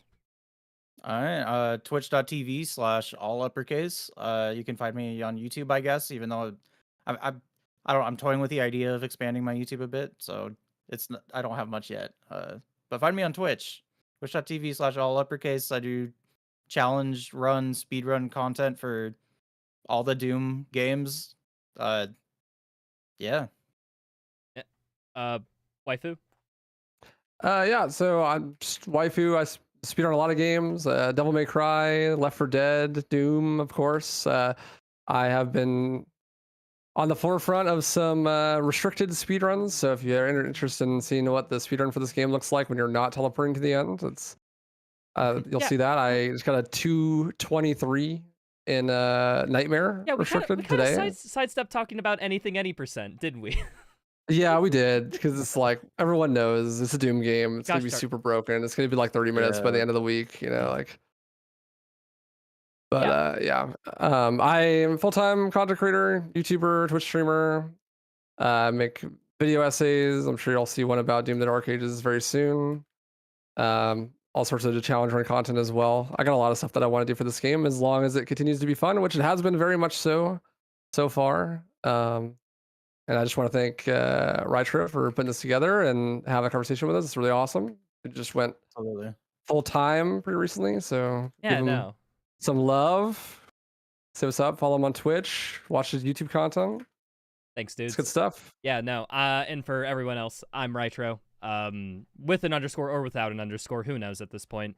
But yeah, I do the YouTubes. I make nerdy videos breaking down game speedruns and the occasional funny ha-has of a challenge run. Also find me on Twitch, Rytro with an underscore, where I stream doing those things when I remember to, or am in the mood. But yeah, oh, also, I guess, I don't think we mentioned this. Alu, we talked a lot about the max sliders. You're routing UN right now on stream, right? Yes, that's the goal. I'm trying to get a lot better at Nightmare before I do any UN attempts, basically, but keeping death counters, just trying to lower that enough before I... Yeah. Okay, I just want to make that distinction because I just finished that, so I thought, yeah, pretty nice thing. And then Waifu, you're still doing the any percent restricted runs, whatever that run will be, right? Yep, I'm doing any percent restricted on Nightmare currently. See how fast we can get that. Yeah, okay. Well, thank you all so much for watching. Appreciate you, but we'll probably call it out here. Have a good one, folks. And streaming has stopped. Thank you so much.